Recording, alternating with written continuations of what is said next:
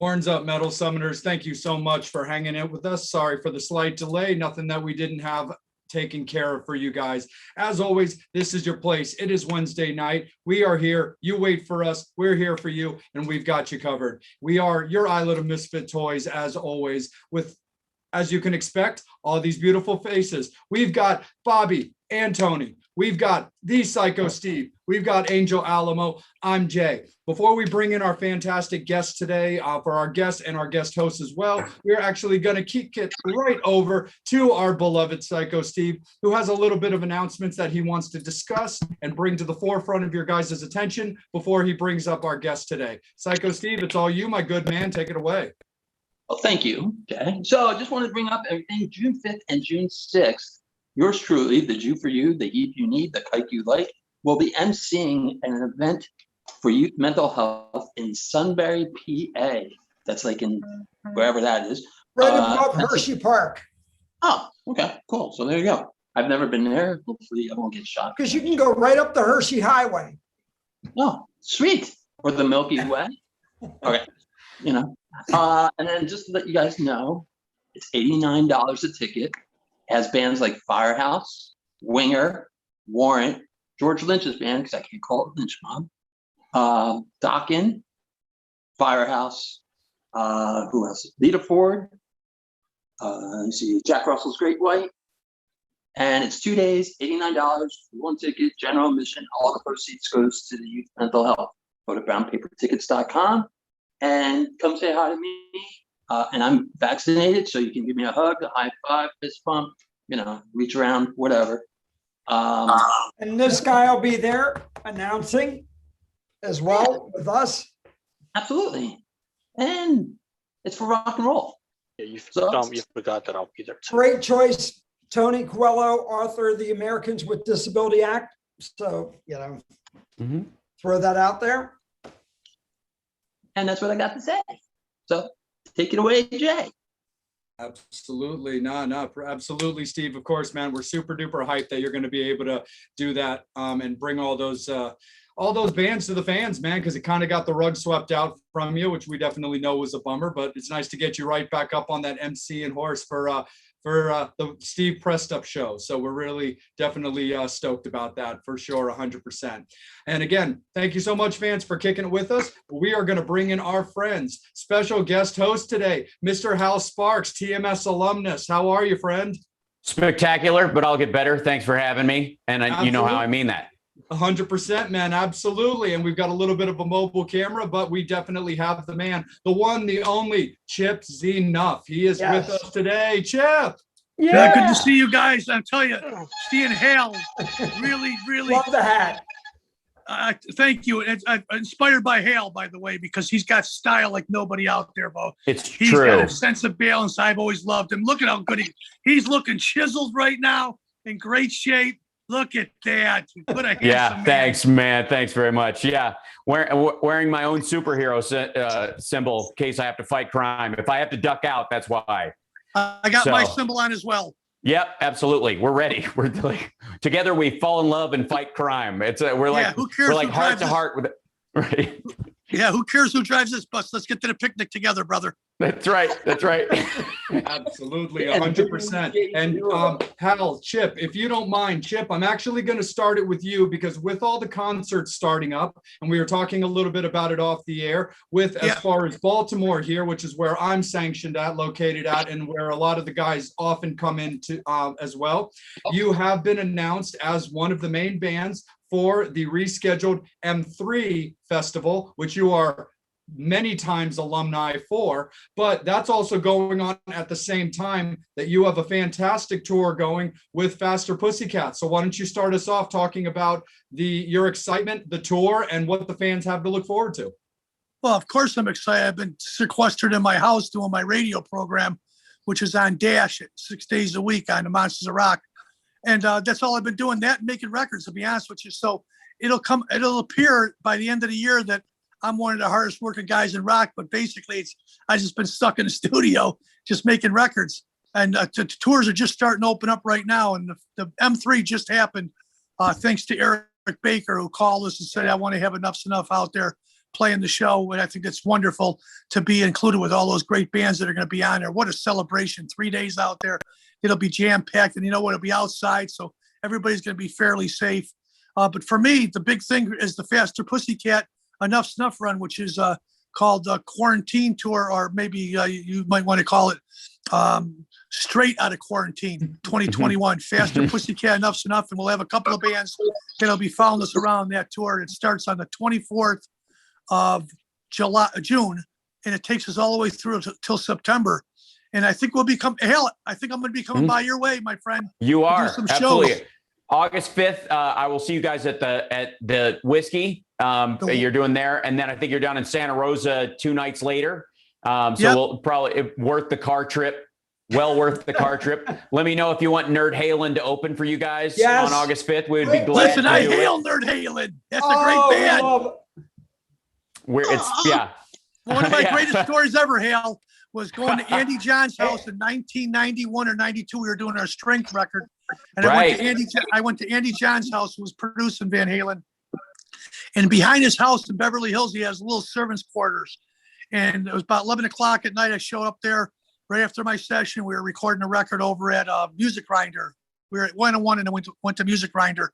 And I walk in the room and there's Eddie Van Halen sitting there with a guitar and a bottle of Crown Royal. And I said hi. He said, he was very charming. He said hi to me. We didn't talk a lot. I picked up a bass guitar immediately and we started jamming. We played for 3 hours. Wow. It was great. I remember during the party, we took a little break and Andy John says, "Hugh, come on outside with me." Andy didn't know who I was. A friend of mine brought me to his house and he goes, "Who are you?" And I said, I play in a band. And he goes, hold it. Don't say nothing. He goes, 4 puffs with lipstick and makeup.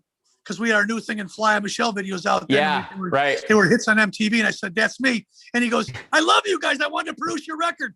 Derek Sherman, who was our president, Derek Sherman, who used to be in a band called Gentle Giant. He turned me down. And that was it. The rest of the party was great. I didn't leave until 5, 6 in the morning. Oh, it's amazing. It's a wonderful moment to be able to sit in the same room and hang out with Eddie. We didn't say many words to each other, but years later, he ran to Herbie Herbert, our manager who managed Journey. He says, "Oh, Chip, fabulous bass player." So it was a wonderful moment for me to sit in a room with one of the greatest. It stays with you forever. Nobody could take that away from me. No. Yeah, that's incredible. And by the way, Strength is one of my favorite records of all time. Just saying, for you, like, Hey, honest Chip, to God. Yep. do you remember this bass? Yeah, I do. Yeah, it was yours. That's beautiful. I can get $3,000 for that right now. From me. I bought it off of Tom Peterson. So Yeah, Tom bought a couple basses off me and he sold them to Rick, a 1958 Precision and a 59 Jazz bass. And if you go out and get Rick Nielsen's book on guitars, you'll see both of those guitars in his book.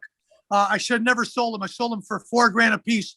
Those basses are worth about $40,000 right now. Mm-hmm. But at the time, us musicians were jonesing to get money and stay in track. So we get rid of some of our beautiful little pieces that we've accumulated through the years. And boy, those are 2 great basses. I wish I had them back right now. But that bass you got right there, that was Peterson's, for a while. And then Tom sold it. And in return, I got a 12-string Waterstone from Tom. So I think it was a pretty good trade.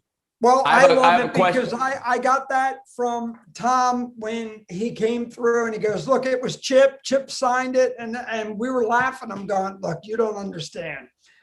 I've been a big fan of you guys for years and the whole Beatle influence, but yeah, it was great." Oh, yeah. Hey guys, those, if it wasn't for the Beatles, you wouldn't have Enough Snuff or Stone Temple Pilots or Cheap Trick or any of those bands. The Beatles really were the conduit to all the groups out there. We have to thank Paul McCartney for inventing our job for us. What a great band. And coincidentally, I just finished up a new Enough Snuff album. It's called Hard Rock Night, and it's all Beatles songs. It comes out on Frontier at the end of July. And guys, might be one of the coolest things I've ever done. Hail, you're going to hail it beyond belief. Magical Mystery Tour, and Back in the USSR, and Dear Prudence, and Eleanor Rigby, and the list goes on and on. It's just a great sounding rock record, a reinterpretation of Beatles songs done like almost on the verge of heavy metal. It's just a fabulous record. I'm so proud to be a part of that. And we'll be going out as the Beatles rock show in 2022, doing that Oh, very all cool. that whole record is in its entirety. Oh, that's awesome. That's I'm gonna just be saying a hell of Vegas thing. residency would be a smart move.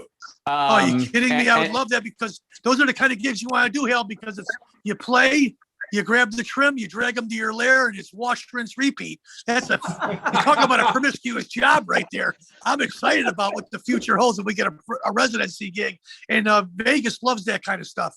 They do. Absolutely.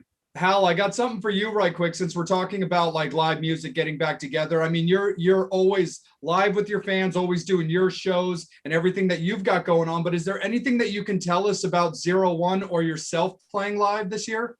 Yeah. Well, I've been writing over a lot of us got sequestered in, and a lot of like great music comes out of that, just not having another choice. I mean, it's ultimately how a lot of great players are made, is that you end up sitting on the end of your bed dealing with the fact that reality isn't accepting you. In this case, it's because there's the current unpleasantness. In high school, it's because, lack of dates are too many, depending on what your problem was of the week. And eventually that's where the inspiration comes from, right? And I'm a big believer in Chip, and I'm curious if you guys feel this way, that each instrument has like 12 songs in it on its own. Some are magic, some just you play forever. That becomes your instrument. But some just individual instruments, you can pick it up and they'll just play certain things a different way, feel a different way enough where you'll write out of inspiration songs just right out of them. And you're like, I wouldn't have played this on my other instruments. It just came because how this one feels. And so I'm writing a bunch of stuff. Yeah. You're right, Hal. It really is like that. Look, you show me a guy without influences, I'll show you a guy who hasn't written one note. Right. It all comes from somewhere, and there's so much fodder out there, so much subject matter to write about, and different instruments provide different feelings. That's all there is to it. And whatever trips your trigger, that's what you go with. And I've always been influenced by a bunch of different bands, and I wear that proudly on my sleeve. Mm-hmm. Yeah. And so in terms of 01, I have 3 songs that I completed during quarantine that I really, really like. And then, of course, we have the song Strange that's been a single out for a little while, and that's how we anchor our shows. And it was one of those like snowball songs. Kind of, I wrote it for a movie, a character I played in a movie, and from his point of view. And then it was in just playing it live. It was so fun to play that it became the song that everybody wants to hear to end the show. And so that became our anthem song just organically through that. So what I've tried to do is I set a goal for myself a couple of years ago to write certain kinds of records for my band so that we wouldn't get squashed into the kind of sound that I initially had when the band came out. And so I'm writing a 70s record, an 80s record, and a 90s record for myself. And so over time, I've been categorizing all these songs into how they follow. And so each one will be mixed, mastered, and recorded with the sort of sonic influence of those times, not just the style of playing, but what the drum sounded like and all that stuff. Instead of modernizing it for myself, I want the 70s record to sound like it was recorded then. And I that kind of thing. And thematically in the lyrics and stuff, that's just how it's the best way for me. It's like when I do stand-up, so I do a show first, I'm going to be doing Mondays, the first Monday of every month, at Flappers in Burbank, which is where one of my writing gigs, where I go as a stand-up. I could sit down and write on a pen and paper, like jokes and that kind of stuff. And I used to do that back in the day, but I've done so much stand-up, nothing scares me anymore. Anybody could say you got an hour and you can only do jokes about this one topic. And I'm like, okay, I can do that. That's fine. And so to get yourself to the edge of inspiration, which is where you're a little bit scared, you're a little bit worried about, I have to do a show unprepped. So the first Monday shows that I do is all about me going on stage with no material.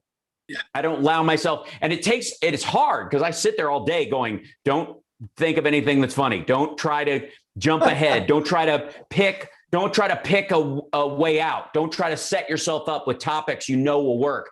Just go talk. And I've written each one of those shows, I would say I come away with 45 minutes of gold material that would take some other comics years to write. And I feel proud of that fact because I'm willing to walk that tightrope. And I think music's the same way. Yeah. Absolutely. No, for sure. Looks like Chip duck down for just a quick second. We'll bring him in just a little bit. So Hal, what other things have you been concentrating on during quarantine? Well, I did my radio show every Saturday for a decade doing political talk. And then when we all got locked down, yeah, right. And because beyond being, amazingly talented, I'm also incredibly smart. And so it would be a shame to just leave those weapons unfired. You know what I mean? You can't just leave them on the deck, So I started, when we all got locked down, I didn't know where it was going to go, but I did know that a lot of, my fans and people who like the stuff that I talk about were staring down the barrel of this lockdown, and everybody's going, it'll be 6 weeks, maybe it'll be a couple of months. And I had just gotten back from China the previous November, and I knew this was going to last a long time. Like, my window was at least 6 months, but it was going to be rougher than people said. I knew that. And so I decided, you know what? I'm just going to I'll live stream every single day by hook or by crook and try to find a pocket in the afternoon. I started doing about 3 o'clock in the afternoon. It varied. And I'll just go on and I'll do the political stuff that I do. And I'll take like full Trump speeches or whatever. And I'll just make jokes as we go through the whole thing, but play it in full context, right? And that'll give us something to look at and constantly remind everybody that, it's always going, like, life has been harder before this and life will be hard again. The biggest parties you ever saw in your life happened after the Spanish flu, happened after tuberculosis, even in many ways happened after the peak of AIDS. So life goes on. And so everybody living in this panic of, oh my God, it's never going to go back to normal. And where are we? I just don't live that way. And I'm not going to let anybody else do it. So I just decided that was going to be the primary inspiration of my daily stream, and just laugh at all this shit. You know what I mean? There'll be plenty of people taking it seriously. That side of the scale is way over measured. But the people who can come on and talk about it, wisely and with context and not be afraid of reality and cheer everybody up, there's a small crowd. And that's why I've always loved what, quote unquote hair metal, but like rock and roll that lives the joy of life, because it's not just that it's fun, it's necessary.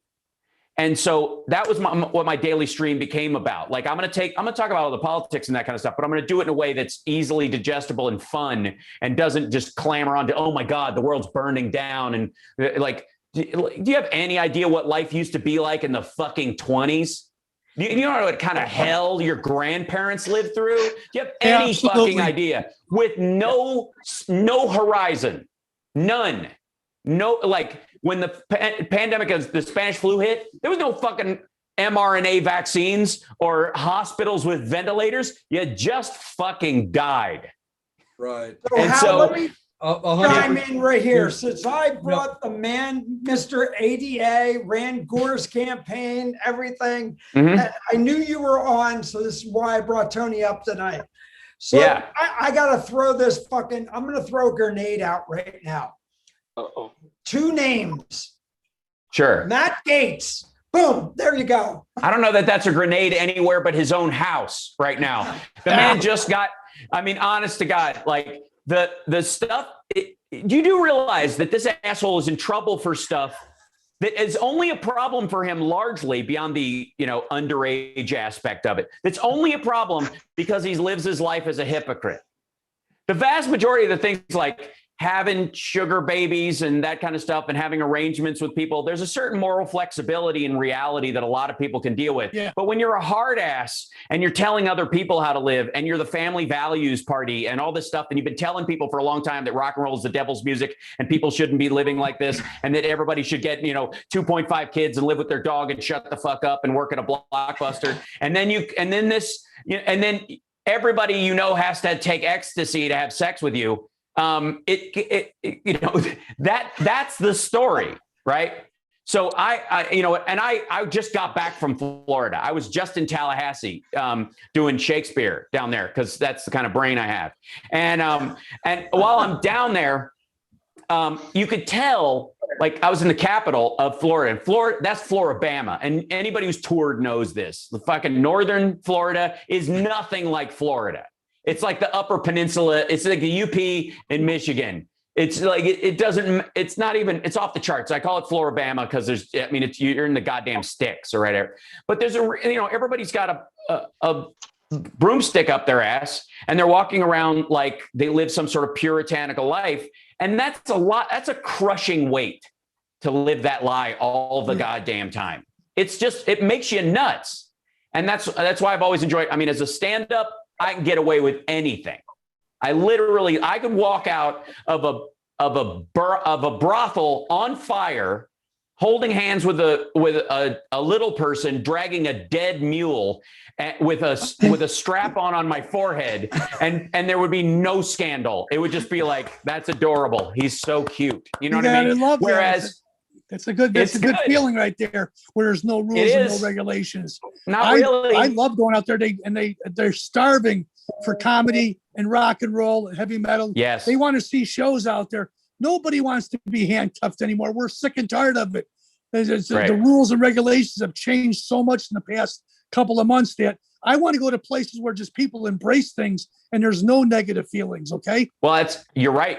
That's the way it's going to be. There's a lot of people leaning that way. And so we're leaning into, what people roughly refer to as political correctness in a lot of ways is really just sort of their own stifled fear-based speech. It's not, to me, that's just not being a jerk in many ways. And if you can back off that and recognize intent, what people mean and who their character is and what they're trying to be as far as a human being in your presence, there's a lot more latitude for people to move. And when you have that, then you see real people, you see who they really are. If you tighten everything where it's narrow, then you get, abusive nuns and the Catholic priests. You get this kind of idea that everybody's living this masked life. And the ironic thing that it took masks to show us all that, show us our true selves is kind of an interesting thing. That in and of itself is a story. There's the irony right there. There's nothing like it. Somebody having a good disposition and a good bedside manner, because at the end of the day, kindness costs nothing, but with it, you can give so much. And that's right. what I'm interested in, going out there and showing the love every single night and playing shows and entertaining people. And I'm not looking for anything else. There's no political stance on my side of things. Obviously, we're all have our own little things. We have our own beliefs, but maybe nowadays you shouldn't really say anything about it because you're going to be questioned. So how about going out there for the reason you're going to be out there, which is to entertain? And that's right. Well, that in and of itself is right now is a radical political act, ironically enough. Simply having the guts to go out and say, we're here to have a good time, leave that stuff at the door. You will believe me, like I said, it's that seesaw, that weight, that side of it is overvalued and has been for a long time. And I think there's a reason why the American rock and roll style that captured the world, quite frankly, comes from this lighthearted idea that yes, politics exist. Yes, religion exists. Yes, these things are worth discussing, but not here. We're doing something else here and we're doing it together. And that, that also applies, I'm sure you guys have all seen mosh pits in your time. Of course. And I view comedy as a verbal mosh pit. And a lot of people, if they don't listen to the kind of music where there's mosh pits, if you go into a show, you'd see the mosh pit and go, Jesus Christ, a riot has broken out in this place. And these people are beating the shit out of each other. Yeah. Instead of recognizing these are people letting off steam, it's a completely safe environment for them to do this. We all know what's going on here and we're all agreeing with it. We're all sharing this space with this place where there's a mosh pit. We came to this show because there will be one. And when you come in and try and react to it as if it's happening randomly on the street where it's not appropriate, you are attacking the environment that you've walked into. You're the marauder. And the same thing happens with a comedy show. If somebody comes into a comedy show and goes, that's not funny, that's rude, no matter what it is, the folks in that room came for that mosh pit.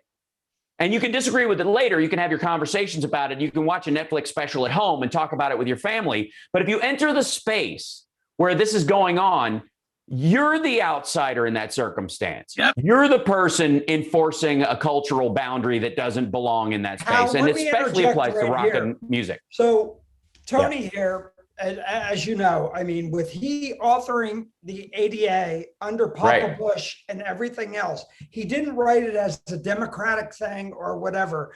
But Right. everything that we went through, and Chip, you know, look, when you write an album or you do a comedy thing, similar with Tony right here, and we're together 23 years.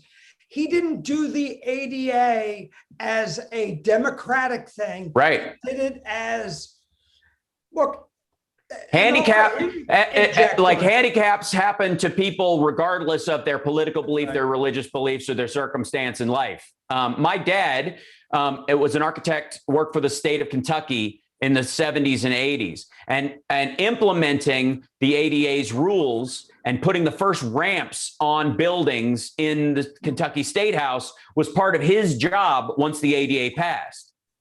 That was, I mean, I very distinctly remember that becoming a part of my dad's, job. And I know I have a conservative friend who he's on Fox all the time. His name's John Joey Jones. He's an Iraq War vet. He's missing his legs. He and I couldn't differ more on political stuff, but I love the dude and I have ultimate respect for him. And the ADA is why he can go anywhere in this country, even if it's someplace to argue with me. And that's glorious. Yeah, he earned that license. That's right. That's right. Chip, look, you've been in this business long enough. You've seen a lot of people. I don't think so. I disagree. I do not think, for the record, I do not think Chip has been in this business long enough. And I insist that he be in it longer. I'm just saying that's for my own personal taste for a very long time. Thank you. But I'm saying, Chip, look, not to dominate the topic, but you've seen rock and roll and you've seen everybody from Stevie Wonder, vision impairment. Tony's done a lot with him. And that, look, what can you bring to the table? And he brought it, you brought it, Hal brought it, we all do. And that's why we're here. Yeah. Well, especially rock. Like I do want to like this, seeing live performers and recognizing the value of a live rock show and a live stand-up show. There is something to seeing someone play instruments and sing without, too much of an assist. That is a raw original experience that you cannot substitute. You can't, you can't get it from seeing a movie. As much as there's a joy of watching a movie together with a crowd, which I do miss, and I look forward to it again. I'm going to go see movies every weekend because I look forward to being out and eating popcorn and watching movies on a giant screen and enjoying that part of it. But as far as the live shows over the next 5 years is going to be an increasing intensity as far as people getting back out and seeing them, because it is in its own way, a rock show and a stand-up show in their own ways are Olympic level events. They are singular events that never happen again. They require skill and performance that has to match a quality that is equal to a recorded quality. And there are fewer and fewer people that can do it, quite frankly. Yeah. And so that's the beauty of watching it happen. When you see a live band perform and they can nail it and still vary in the variety of the reality of playing with their own hands and singing with their own throats. It's something I think people took for granted for a while that I don't think is going to happen, because we've all learned, we've all been baptized in water that was, murky. We've come out of the water and we can see clearer because of it. And I think our generation has changed a lot too, Hal. Our generation, it's old bands that have been out there for years and years who have left indelible mark with great songs, timeless material, and wonderful shows. No sequencers, no guys backstage, no synthesizers, just pure unadulterated rock or pop or whatever you want to call it, heavy metal. And it's real show, wonderful performances. And nowadays it's a little more cookie cutter bands out there right now. You don't even see a band on stage, a bunch of people dancing around, smoke machines and explosions, and it's just not the same. In the next 5 years, you're going to see a change of the guard. Unfortunately, there won't be bands like Kiss or Queen or Aerosmith or Rolling Stones, because quite frankly, all those guys will be older than Moose. They won't be able to do it. It'll be the new crop of bands. I do think though that missing that element, like those bands retiring or moving out or splitting up or what have you over time, all of that is what tends to inspire people into that again. You know what I mean? Because there's some people who are so good it's almost it's the opposite of inspiring. They're like, God damn, those guys are good. I'm not even close to that. I think, the ironic thing is so many people were inspired by Jimi Hendrix. I think he killed more guitar players than he inspired because they just went, fuck it, I can't. It's Eddie Van Halen. Yeah, well, maybe unwittingly, because let's face it, here we are 50 or 60 years later, and that guy, he's still known as one of the greatest guitar players of our generation. Right. So, good point taken. But I do see new bands out like Rival Sons or Greta Van Fleet or Dirty Honey. They're causing some commotion out there, and I think that's going to be the next bands that are going to carry the gauntlet for the older bands out there, and to keep rock and roll and heavy metal alive, all music alive. There, we'll always be able to listen to Led Zeppelin, but they're not going to get back together and play again. But you got a band that's inspired by them, like the Greta Van Fleet, and they trip a lot of people's triggers, and plenty of people are talking about the music that they're making right now, and I'd like to be part of that. As a matter of fact, with Enough's Enough and even Faster Pussycat or LA Guns or Quiet Riot, any of those bands, I think they've all at least been a footnote at the end of the day. Yeah, 100%. And that's something we've discussed ad nauseum when it comes to this show, is that one of the things we've been super stoked about with COVID ending and the shows coming back is you're going to see just some live shows that we never got before, because just like yourself, Hal, and especially with you, Chip, being cooped up, you're going to see guys that might not necessarily had the most energetic show before, but it's going to be the most energetic show now. But Psycho Steve, you've been incredibly patient, my good man, and I think it's a little time for you to get crazy. Tony's going to roll. I just wanted to let him See you guys. Thanks, Tony. Be Great well. to see you, Tony. Absolutely. Few words.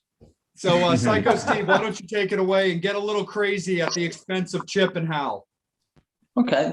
Here's a very random question. You both are rock and rollers. You guys have any tattoos? I don't. I have none. Although Hale, I have love to say you. for the record, I hail you for that, because I was at A&M Studios doing the Animals and Human Intelligence record, our third album, and we had quite a big budget there, and we were hanging out. Ozzy was in the other room, and they borrowed my 12-string bass that I got off of Peterson to do some overdubs on the record.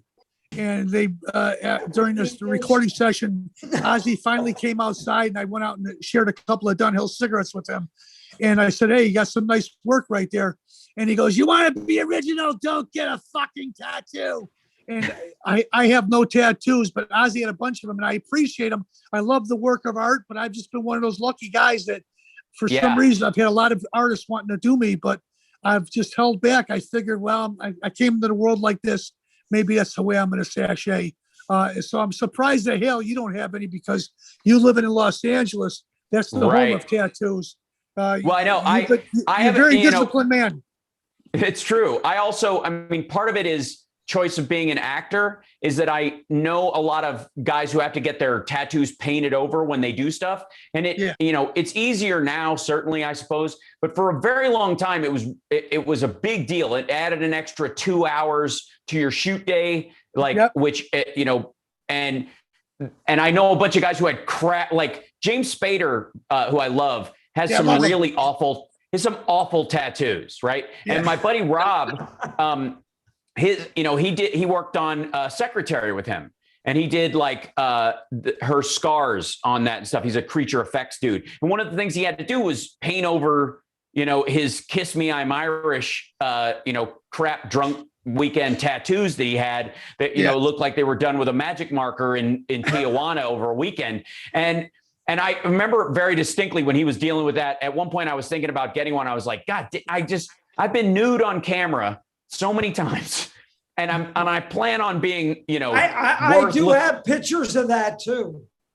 Yeah, I plan on being worth looking at nude on camera for quite some time, even at my age. And so the idea of having to deal with that, at least starting from scratch, you know what I mean? Like, I feel like as an actor, I have a responsibility to leave my physical person as a canvas as much as possible for the characters that I'm playing. I even went so far as I had, from growing up in Kentucky and, being rancidly poor for a good period of time, fairly rotten teeth and a couple of silver fillings. And when I, got, some means and wherewithal, when I, after Talk Soup, I went in and had them fixed so I don't have fillings in my mouth, because I had a pet peeve about I'd see somebody in a movie like Braveheart go, yeah. And you're like, dude, I can see they didn't have silver fillings in 1497. It bugged me. Right.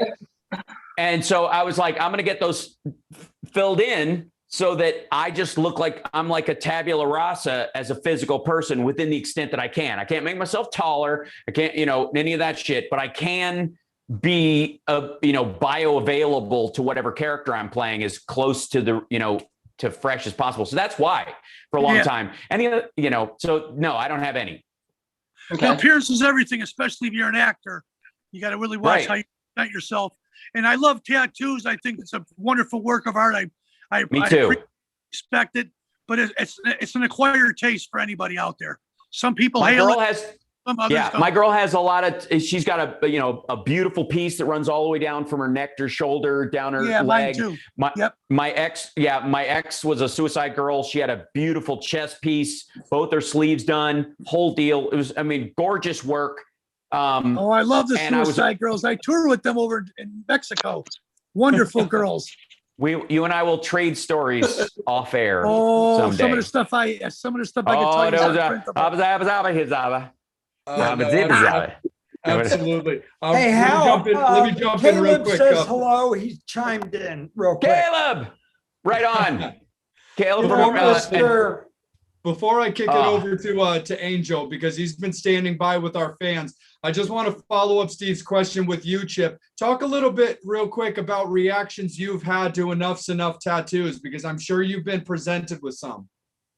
Well, yeah, of course, because the old band, they all had tattoos. They loved the work. Every single town we go to, there'd be a tattoo artist there. They jump on the tour bus with an ounce of cocaine and start tooting us up and tweaking us up. So for some reason, I just didn't partake in those parties. But it certainly was a lot of fun. It's a good name right there. But I always had fun watching the guys get fixed up. My band now, Tony Fennell from Ultravox, he's got a few little tattoos, but mostly like his son and his daughters, his family members on his arm. For the most part, my guys are pretty clean at the end of the day. My drummer, Dan Benjamin Hill, he's got a few of them as well. But at the end of the day, we enjoy everybody else's work of art, let them carry it around with them. And we just go out. We're pretty much virgins when it comes to tattoos. Have you seen any cool fan ones? Oh, the fans have tons of them. It's almost embarrassing sometimes when you see somebody and they have a Chip Snuff tattoo. It's like, am I really am I worthy of this? But listen, anytime that you can do something nice for somebody, it's a wonderful thing. And paying homage and respect to your favorite band, favorite musician will never fall out of favor with me. I appreciate it at the end of the day. And yeah, every single town, there's fans out there with peace signs on their arm. It's great. Awesome, brother, for sure. Angel, thank you so much, man, for standing by, brother. Fans, Metal Summoners, we appreciate you guys standing by. Angel's been on top of it. Angel, it's all you, bro. Okay, these questions are all for Chip. You have a super fan that's on the show. His favorite band, favorite musician, Lee O'Neill from France, where it's 4 a.m. right now, and he's up watching us. Hello, Lee. I hope you're doing well out there, Lee. I can't wait to get back out to France again and play for you brothers and sisters. So any chance of you going out to Europe?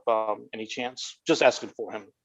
Yeah, we certainly, you tell Lee that we had a whole tour starting in November going over to Europe, and we're supposed to do other parts of Europe outside of the UK, but now it's been pushed back because of the COVID restrictions that they have on those countries. So I won't, Austria, Belgium, Italy, Spain, all those places are pushed back to 2022.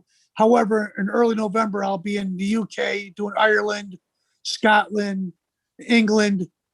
We have, I think, 10 dates. It starts November 4th and works our way through the whole UK. That'll be kind of fun to actually get a chance to play for our brothers and sisters over in England. And I think the tour commences with a wonderful theater stadium gig. We're playing at a place called Hard Rock Hell, and that'll be at the end of that tour. But I promise we'll be coming back. We're going to go back and do Paris again, and we're going to go back and finish up those dates in Italy and Spain and Ireland and what was the other place I mentioned? Belgium, and that'll be sometime in 2022. Cool. Yes, his question is, you have had a lot of different lineups. Which lineup have you felt the most comfortable with? Well, I feel pretty comfortable with the band and how it's been right now, which is Tony Fennell, the ex-singer of Ultravox and One in Rome, playing guitar.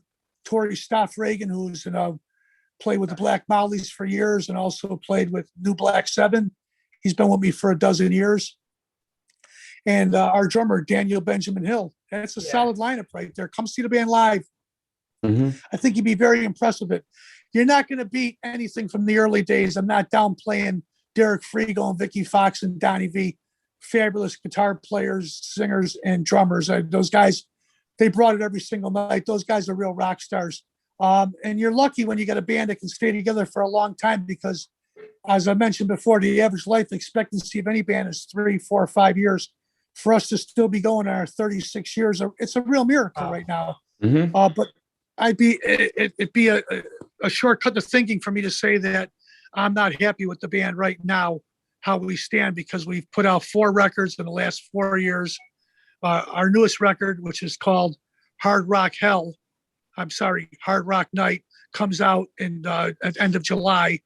And then we'll have a brand new record at the end of the year as well on Frontier. So it's a band that focuses on their hard work ethic. We come up with songs while we have the tunes right now. We want to put them out there. As John Lennon would say, all the great songs have already been written. It's up to us to find them and bring them down to you. I think that the band right now, if you come see us in concert, you'll be pleasantly surprised because these guys all sing and play their ass off, and they pay respect to the legacy of what Enuff Snuff stands for. Yeah. Cool. He also says, Donnie gives the impression of hating the glam era of the band, especially image and the way the band sounded. What do you think? Well, everybody's got a right to their own opinion. If it wasn't for the glam image back then, nobody would talk about Donnie or myself. Yeah. When we first came out of the box, we were discovered by Derek Showman. He was the guy responsible for Pantera, AC/DC, Bad Company, Cinderella, Bon Jovi. Guy had a great set of ears. And we were lucky enough to be one of the million bands that, out of a million bands that gets discovered. We put a great record out there. There was a guy at MTV named Rick Krim who took a chance on us, who was a big fan of bands like Jellyfish and Dan Reed Network. And he says, I'm going to play this record. And the fans have spoken. It had nothing to do with us. And if we came out in jeans and T-shirts, it might have been a little bit different. And we came out in late 1989, where bands were flamboyant, colorful. They makeup and lipstick. Pantera and all the bands I just mentioned to you, all those bands were glam bands in the early days. They were smart and got out of it at the right time. Us, on the other hand, we were a real rock band that was coming out of the box, and it was like a glitter rock band. But our influences, we sounded like nobody else. And when you turn a radio on or put a record on the turntable, you don't see smoke machines and people shaking their asses. You just hear the songs. And I think as far as that goes, we did the right thing. And Hey, for him, Johnny, when you threw everything out, it was you, King's X. That's correct. Cheap Trick. That there was, we talk about Tom Peterson and Pinnock, and you were the 3 only fucking playing 12-string basses out there. I think Tom Peterson for that. He's the guy who turned us on to that. If it wasn't for Tom Peterson, Pinnock or myself probably wouldn't be playing 12-string, but we love the sound of Cheap Trick. We love their style. They had a wonderful sense of balance when it comes to songs. And Tom was a big part of their fabric, and certainly our foundation of that band. And you show me a guy with influence, as I said earlier, I'll show you a guy without a record deal. So I think we did just fine the way we are. As far as the era goes or glitter rock goes, well, I think that it would be missed for me to say that I embrace that beyond belief, because I think at the end of the day, we're just a colorful classic rock band that always showed our scars and warts and tattoos on our sleeves. We're a real band at the end of the day. No tapes, no sequencers, no guys backstage, just 4 guys up there singing and playing their ass up, and we do the best we can. And I think it stands the test of time that we're still out there after 20 albums, Enough's Enough, still touring around the country, playing these songs, and people still go out and get our records, and we still have a record deal. And I feel I'm pretty confident that we've made the right moves. There's a few things that happened in our career where there was some peaks and valleys, but we were able to withstand the punishment and survive. Hey, Chip, really quick. So Hal can vouch for this. Look, and like I said, the 3 bands I mentioned right there, your influences were deep rooted into the Beatles. And Yeah. It's so much there. All 3 of you guys have done Beatle tributes and everything, and you've done it justice. I mean, but thank you. You know, it's been great. You guys carried the torch for a lot of us out here who kept going. You know, if it wasn't for you guys and Styx and a lot of the bands out there, you know, it gave us weight.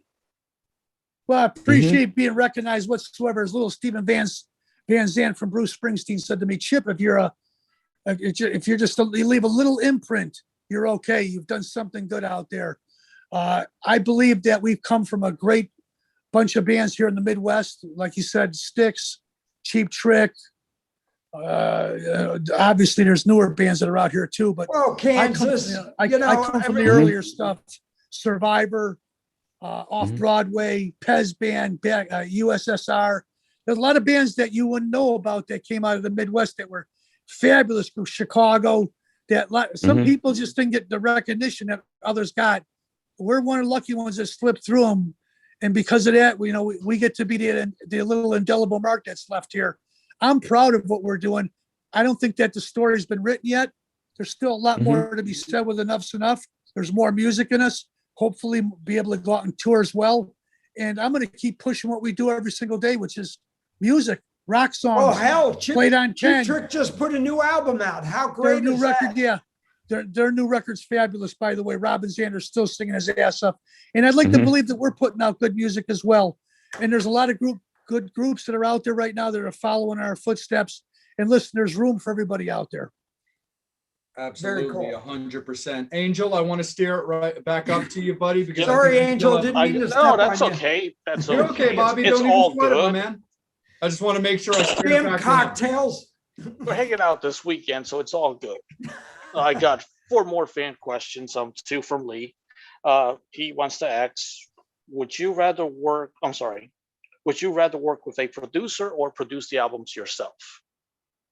It doesn't matter to me. If there's a producer that's out there, I've missed some really good opportunities in the past with some really great guys that wanted to produce our band, like Bob Rock.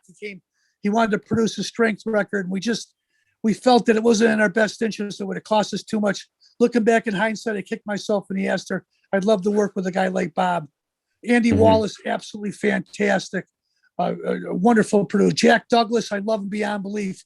But in this day and age, with the budgets that we get through our prospective record companies, sometimes it's better to produce the records yourself. It saves you a lot of time, and it certainly saves you some fazools. So I'm into doing both right now. I have great producers I work with. I have a punk rock producer that works with me all the time and does a lot of the records named Rob Posen.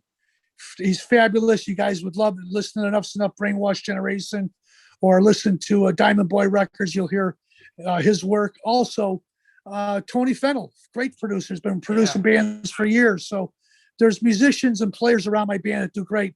Chris Diamonds, he did Alice Cooper early stuff. He also did the Revenge record for Kiss. He produced a lot of stuff with us. He's fabulous. He does it. White Lion. He's worked with hip hop stuff. He's just Ozzy Osbourne. So it's just a fabulous sense of balance. So there's a lot of guys out there you can learn from. I like working with everybody out there. And at this point, who cares who drives the bus? I just want to get to the picnic. Awesome. And Lee also wants to know, what's the Madonna story true? Some things that are left unsaid. Read the Howard Stern book, and then they'll pretty much set you and set everything in stone for you. Never good in this day and age. It's never good to sling mud when you live in a glass house. Hey, Chip, real quick before you blow off. So I told Donnie this. So I was in Amsterdam and you guys were doing the Cannabis Cup and I ran into you out there. Yeah. Yeah, good times. Sebastian Bach was out there. Patty Smith was there. The guys, Damn, the 90s Anthrax were almost hanging out. killed me. I remember walking by an ice cream store with Sebastian Bach. We're on the streets just hanging out, walking around Holland. And I seen all the guys in Anthrax sitting in there having chocolate sundaes and banana splits. I thought, wow, rock band like that. And those guys have a real sweet tooth. I had no idea. And we hung out. We went to a couple different places and seen some great bands play. The wonderful rooms out in Holland, by the way. Oh my God, I ran into the you, Paradiso was Donnie, great. at the Bulldog in 93. Yeah. I went to the Paradiso with Sebastian. We seen Sepultura play there. And then we went over to the Melkweg and we seen, there was a couple of different bands. Who's that band with the hat on, the punk rock band? The Melvins were playing there as we just caught a show with those cats as well. Listen, Amsterdam's some wonderful place to go to. If you're out in Amsterdam, make sure you stop over at the Greenhouse. My buddy Ariane runs it. There's two of them out there and they have wonderful gunpowder. And they have, of course, the greatest pot in the world and wonderful shakes out there. Because once you're smoking, you're jacked up. You're gonna want to experiment with some of the ice cream that they have out there. What did they call it out there? There was one thing, and it was oranges and ice cream mixed together. It was like a, I don't even remember what you call it. Well, we call it it was like, creamsicles, but you know. yeah, they're called dreamsicles. Thank you very much. And that was a big thing that was out there. Listen, and we hung out at the red light district every single night. Don't think we didn't, okay? For the record, though, I've learned over time as someone who's not only not imbibed but never done drugs to never take the word of someone who's high on what food is good, because it's a weighted scale. You know what I mean?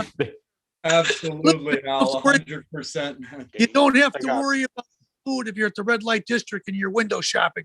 There's no food involved there. That's true. That's true. And you're not a vegan. Not in the least, 100%. Angel, Yeah. how are we I doing? got two more buddy? Do we questions. Good. Two more? I got two No more. problem, buddy. This is for House Sparks. This one's from Matt Porter. What are your favorite Enuff songs? Oh, like I said, I'm like Strength. The entire album just flows really well for me. Thanks, Hal. But beyond that, I like Black Rain. I like Taking a Ride. Nice. I like. I find myself singing Hollywood You walking around sometimes on my own. Superstitious. Thank you. Superstition. It's difficult. Basically, I know the entire set when they play it, so that's the fun part. I've always joked with Chip when I see him live is that like I want to come up and help him sing New Thing just to give him a chance to breathe during those fucking lyrics, because I think it's one of those situations where somebody just takes a giant breath in at the beginning. Information came about us suddenly. I live without a turn my stereo up loud, and I don't want to like you need a fucking ventilator. Great job, Hal. Appreciate that. I love that you love Black Rain. A frozen heart and a mind in sync and come unglued in the white of the black rain. Not many people bring up that song on Animals of Human Intelligence. See? One of my favorite ones in the whole repertoire. And that was the one that stuck. Yeah, that's the one that landed off that record. When I was first listening to it, that was the one that stood out to me the most and I listened to the most. So yeah. Hell, there you go. We just did a deal with Cleopatra Records. So Cleopatra Records is putting out the whole Enuff Snuff catalog on vinyl, all the records. Awesome. Days, and which I'm really excited about that. And there's a box set that comes with it too, with 4 albums, 40 songs, never released, all recorded with Donnie and I in my little bedroom in Longwood Drive in Beverly, Chicago. I think you'll be tickled pink when you see that. We probably have now published over 300 songs, as many as the Beatles.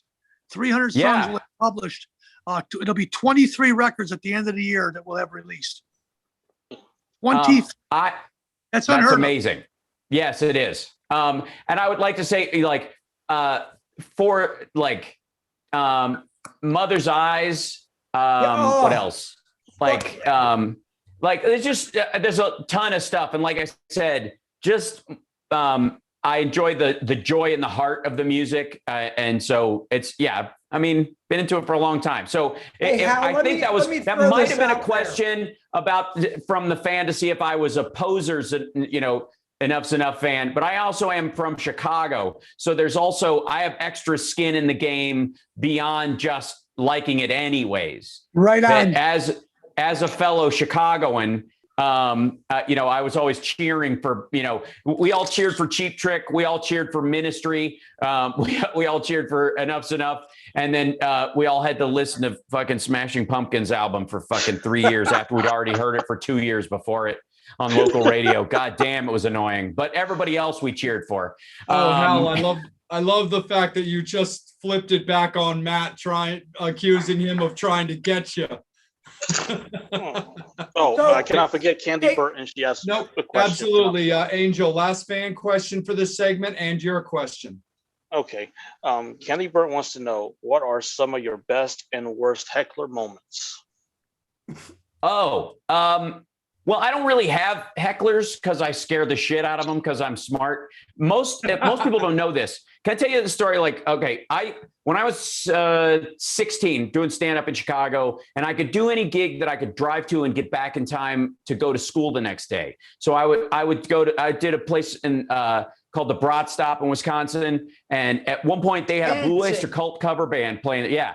They had a Blue Oyster Cult cover band that played there, and I would open for them doing stand-up behind chicken wire, and people would just throw shit if they didn't like jokes. And I got dirty in one weekend. I had a TV ready, Billy Crystal, ready for prime time. You could do these jokes on the Tonight Show thing on a Thursday, and by the next night on Friday, I was swearing like someone had slammed my foot in a door every other word. And it was just to save my ass in that circumstance.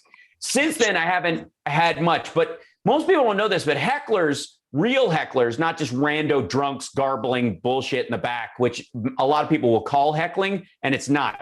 Hecklers used to be local comics who would see the headliners come through again and again and again for 5-10 years doing the same jokes. And what you would do is you would sit in the back. Me and my buddy Matt used to do this at Zany's in Chicago. We would sit back there and we would see these guys come through doing the same goddamn act we'd seen months before. And we're writing stuff and we're all thinking, how am I the next Steve Martin? How am I the next Richard Pryor? How do I make an act? And we'd see these hacks roll through, and we would sit there and we would just start yelling their punchline right before they said it because we'd heard it. So a real heckler just throws a monkey wrench in what you're doing in a way that they're ahead of you. A real heckler is ahead of the comic, and a real I embrace the hecklers. I embrace the hecklers just like you do. That's right. I really do. I turn them into part of the show. Yeah, that's it. Just own it right on in there, and they're going to get riddled, and it's an only fair game at the end of the day. And Hale, I got to mention to you, I love that you mentioned the Brat Stop. I've seen Cheap Trick there a bunch of times. Yeah. I opened the Brat Stop when Bob was running the place for Blue Oyster Cult. Played there with Rat, played with Cheap Trick with the great late Eddie Money coming in the back room with an ounce of cocaine, and he goes, "I can't be here, Chip. I got to leave. I can't be around this stuff." Some wonderful moments at the Brat Stop. So for you to bring up something like that, because that really is a place that has left an indelible mark with me in the Wisconsin area, because man, they know how to party out there and they burn the candle at both ends. Dude, it was fucking ridiculous. How do people heckle a band? I mean, I know they would do it to a comic, but how do they do it to a band? Oh, if you get somebody in the front row and he's got a sharp tongue, says a couple of things, a few people hear about it, you call them out, you get them on it, and you turn them into Yul Brynner, and you move on with the show. People love it. And as a Philly guy back in, I love that. And as a stand-up, it's, to me, and it always has been this way, that's just 20 minutes of free material. because that creates a pocket in the show that's original, and it gives me a chance to show off, which is one of my favorite activities, because a lot of people think that you have this act, you roll in and you can just bang this shit out and it's always the same, and so it's like mechanical. If you make it look easy, people think it is. But then when you're confronted with something that throws a monkey wrench in the whole thing, if you can handle it and wipe the floor with that person, which is a lot easier than most people think, the audience looks at you not as a comedian anymore, but as a magician. You've effectively walked on water in front of them, and they're like, holy fuck, don't mess with this dude. And that they'll never forget it. Yeah, that gives you cred for the rest of the show that's higher than if you've just done well with your own shit throughout the entire show. And like I said, it's a rarity, but that shit's easy. Nice. Yeah, I embrace those little things right there. I like those little brushes of fire. I think that makes the show a lot more. Yeah, it makes it a lot more exciting, and people don't forget those moments. They go, man, I remember when I seen this show and Hal did this to that guy, and he riddled him beyond belief, and the guy ran out of the place crying, and everybody goes, oh man, I got to go see this cat. Yeah, you're like, no matter what, it's going to be a good show. Because I'll tell you what, the other thing too is, and this is true of bands too, is that audiences are afraid to be embarrassed in some parts of the country. It's different. Northern audiences aren't as scared. Southern audiences get embarrassed easily. It's very weird. But so if you come out nervous, or you come out and you're not selling it, or you look like you're behind the 8 ball a little, they get upset with you because you make them feel bad, because now they're on the hook for having brought their friends or not enjoying it themselves. They get really edgy about it. And so if you can come out and just stomp, you just own right out of the gate, then they relax into it, and it's a whole new show. And when you're confronted with a heckler in the early part, especially within the first 10 minutes, where they haven't given you the chance to get your roll on and start addressing the material you're going to address for the night, and the audience knows it, and you handle them early because they're being a dick right out of the gate, it's even more freeing. If somebody waits to the end, it's kind of your ass. That's what happened to Jamie Kennedy, and a Heckler movie, which is quite frankly a side of bullshit. Jamie Kennedy's Heckler was right. He interviewed the dude, and everything the dude said was like on fucking point. There was nothing wrong with what he said during the show or after. But he waited till kind of the end of the show, because he gave him 45 minutes to get his show together and make it funny, and it didn't work. So it was like an audience uprising rather than a heckling, in which case it's your ass. That's on you. I have had, because of the nature of the socio-political nature of some of my material, I had a woman drunk, mad at me for something I said that she misinterpreted. She thought I said something I didn't say because she was drunk and not listening, and both. And she got up to walk out, and I was proud to have walked her. She got up just to like, you know what, fuck you, like this, just classic drunk woman storming out of a place, turned around, didn't know that her boyfriend was talking to the manager about like, how do we get my girl out of here, because she's starting to fall over. He got up, she tripped over his chair and ate shit into 2 tables. And it was one of those moments where you know that poster of Ali where he's standing over top of Frazier and he's like, I might punch you again, but you're already going down. It was one of those moments where I was just like, let's all just coast on this for a moment, shall we? Can we all, it's like a hug. We're all sharing, watching this woman drag her ass out. That was it, the Comedy Store in San Diego. I would call that a gift right there. That's a special little bit right there. You can't rewind that. That's a wonderful story right there. Doesn't happen on the record. I had the same thing happen, Hal, almost, where a guy was riddling the band. He jumped up on stage during a song, the sea parted. The guy landed right on his face. We had to stop the show for 20 minutes. Like, why this guy really, and then everybody got back into it again once the music started up again, and it was a whole new gig, and it was exciting, and everybody was celebrating life. So yeah, those moments right there you can't pay for. That was a gift, or it was a given piece of magic that happened that day for you. Yep. And boy, I bet you ran with that one well. Oh, it was just like I literally, you could feel this big like exhale with the tension, especially when you know there's a problem audience member, because there's one everywhere. Like it's always you're always doing, because as a stand-up, you've got 3 jobs. You're a performer performing the material as honestly and as personally as you can. You're an editor because you're also sitting up there going, okay, it's like sometimes when you change up the set when you're playing songs, you're like, a ballad won't work with these people right now. We need to do 2 more rockers and then get to that. So skip to this song and we'll go back. Like you do that kind of shuffling, and then you're doing riot control. There's also a part of your brain that's like hovering like a security cam that is looking at each table going, okay, that woman was brought by her friends and she's just been miserable since the first one. This asshole is eating off everybody's plate and is going to pass out. And you know where the pockets of good and bad are, and you start managing it. And one of the tricks, if I can tell all the wannabe stand-ups out there, one of the tricks that are always in your quiver is turn the party on their guest. If you can make everybody do the policing for you, then then the whole team, the whole table becomes material for you. And they're all going to be yelling at them in the parking lot after the show while you're signing merch and selling t-shirts. Okay, Hal, right now, instead of you bitching about the crowd, let me throw this one out to you and Chip. What's the fucking most embarrassing moment that you had? Did you shit yourself? Did you throw up? Did you pass out? What was the worst thing you ever did on stage? The worst thing I ever did. I mean, nothing that you charts just went, like that. oh my God, this is a train wreck. Poof. It's the worst. Well, I've only had 3 bad shows in my adult life, and I've had a temperature over 101 for all 3 of them, but I decided to work anyways.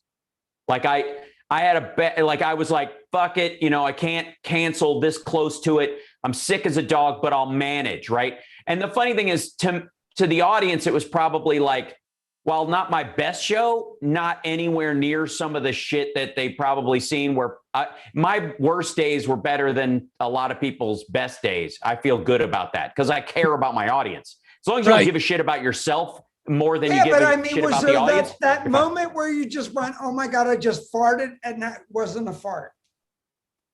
No. Bobby, what are insane. You on, bro? Yeah, no. Cosmos. No, I've never.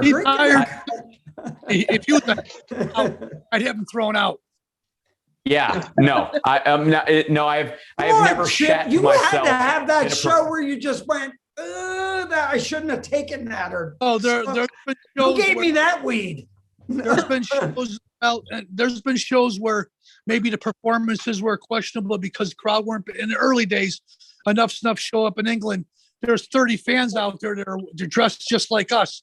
It's almost like we're cartoon characters. We get up on stage, we play. It's a 2,000 seat venue. We're playing somewhere in Birmingham, and we're playing to 200 people in there.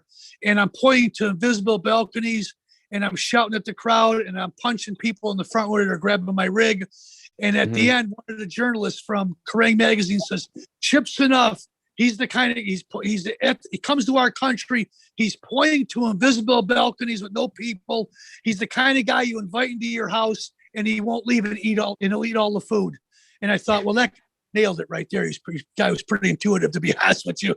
But as far as I think the band's we've always show up there and we play well, and that's the one part of the gig that we take serious is the gig, the show, just like Hal does it. He shows up there every day and he wants people to leave there, and he wants to leave that wonderful feeling of, you know what, I just got some history right here. We'll never see the show like that. It'll never be paced like that again. It's new and fresh and innovative.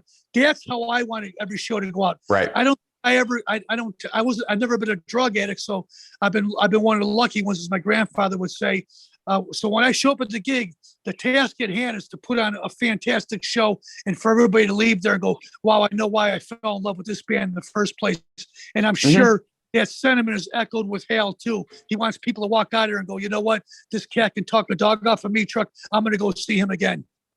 Yeah. Music and stand-up especially are a service industry. It's a service job. It's, it's right up there with being a nurse or a doctor or waiting tables or, being an ambulance driver. May not be as like first responders. Okay. That's right. We're sole first responders. Yeah. So we're Absolutely. and everybody who like, I always get asked if people like, you get nervous before a show? And I never do. I really don't. And it's because nervous is about you. It's about your own, like, I hope they like me. Well, first of all, I have an enormous fucking ego, so I don't need any extra people to like me. I got plenty of likes going on inside my own head. But also, I'm there to provide a service for the audience. I'm there to make them laugh and make them forget their troubles, and in some cases, give them a different perspective on shit that's been dogging them, that upsets them all the time. Every time they see it, it bugs them and it makes them upset. If I can make them laugh about it the next time it happens to them, then it's a gift that will roll through the rest of their life. So my responsibility is to them, not to them liking me. And so I'm never nervous about it. I just go out and do the fucking job I'm supposed, like a plumber. You know what I mean? Like, I hope, how do pipes work again? Like, it just doesn't feel like that. No, Sure. we're there to provide a service, and we want to do the best we can. Not only Right. first, we respect the fans, and I want the promoters and the agents, everybody to see and go, you know what? These guys are terrific. I'll have them back again. That's how That's right. When I'm backstage, and hell, you've been backstage at enough. Mhm. There's smoke back there. There's tons of bottles of booze, loudmouth soup, whiskey, cocaine. Everything's back trim, scantily clad. There's a lot of stuff that provide you a big amount of trouble right there, where you can have a propensity to get in with problems and have to face them right after the show, which is not a good thing because you don't want to leave that mark. I think at the end of the shows that we're looking at, you and I, we just want to make sure people leave there going, this is something I dug, and I'm not ashamed of spending my hard-earned money that I worked my ass That's off right. out. Yeah. Yeah. That's it. I mean, it's a campsite, man. Leave it better than you found it. 100%. No, for sure. Angel, hang tight on your question, man. I'm going to go to break, but I'm going to bring you right in outside of the break, and I'll follow you up with Steve. So real quick, fans, as always, you guys are used to this from us. We always take a second to thank, our sponsors, people that allow us to bring these shows to you. Before I get into the sponsors, I'm actually going to take a quick second to address something that you guys have all probably noticed. You're used for 40 plus episodes now. You're used to seeing a certain lineup. Hey, don't worry. That lineup hasn't changed. We've switched things up a little bit to where the core four that you've been used to since day one are going to be a little bit more forefront and center when it comes to the episode. You're going to be seeing a little bit more of Jay, of Bobby, of Angel, and of Psycho Steve. Hey, don't even sweat it. Jason went nowhere. He is right here with us. You may be seeing a core He's four. like our daddy in the back end. But we are still absolutely the Fab Five. We He is love our right here with- Jason. He is right here with He's us. like our keeping us dirty live bottom. and getting everything going with us. So you're just going to see a slightly different lineup for the upcoming episodes, but we're definitely going to get them on there. We got some cool stuff coming up with some cool guests that Jason's definitely going to be a part of. So don't sweat it. You're just going to see a few less faces, but the Fab Five are all still here. Just a little bit more of the core four. When it comes to the sponsors, we always very much appreciate them being involved with us. We start things off with thanking Brad Lee. We thank you so much, man, for BLE. Brad, Angie, Dawn, we love you guys so much. For anybody who's not familiar with, Brad has a free show in 4 days. Angel, I think you're going to be at that. Bobby, Hell yeah, I think I'm you're gonna going to be be there. at that. Fuck Kicking yeah, I'm there. Valentina, I'm headlining Cancun Cantina in I'm gonna Hanover, be out Maryland. for Yes. Nerd Halen soon, Mhm. I got As my soon as you t-shirt. guys get your shit back together and come out to the Viper Room. Well, it may Oh. not be Nerd Halen on that particular gig, but the first band on that bill does happen to be Stairway to Halen, which is a fantastic Zeppelin and Van Halen cover band. So definitely want to come out and check that out. But VLE, thank you guys so much for being with us. We thank Saren Cadaver and Twisted Vines, her horror decor company out of Rhode Island. She does so much fantastic stuff, from voodoo dolls, from Ouija boards to stuff to hang on the walls. Absolutely fucking fantastic for anybody that's into horror movies. We always thank Mark and Janet. They were guests of the show. They're TMS alumni, Rock and Horror Apparel, always doing fantastic stuff. Mark's got new music coming out. both Mark and Janet both have new movies coming out that they're starring in. So congratulations, guys. Definitely go out and support them. We also always want to thank David Rosenfeld from Tonal Crush. David Rosenfeld also is the head of Rosenfeld and Associates, also a fantastic dental company, njsmile.com out of New Jersey. And we want to thank Bubby's Beanery Coffee Shop out of Toms River, New Jersey as well for being involved with us. Fans, don't go anywhere. We're going to run a very quick commercial. It's only going to take about a minute. Give all you guys a chance to grab yourself a quick drink or just grab a breather. But we will be right back in a minute. More House Sparks, more Chips Enuff. We're not done with you yet. And we'll be right back in just a second with some more Metal Summit.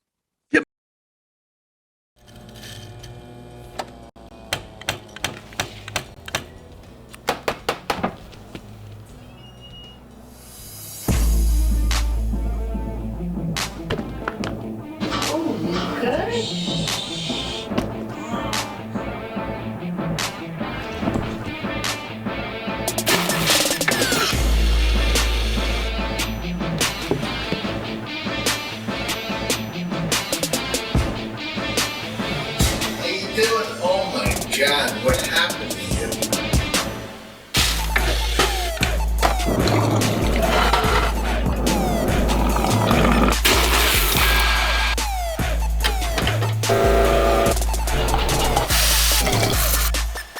Oh, I hope you feel better. Have a great day. Sweet baby Jesus.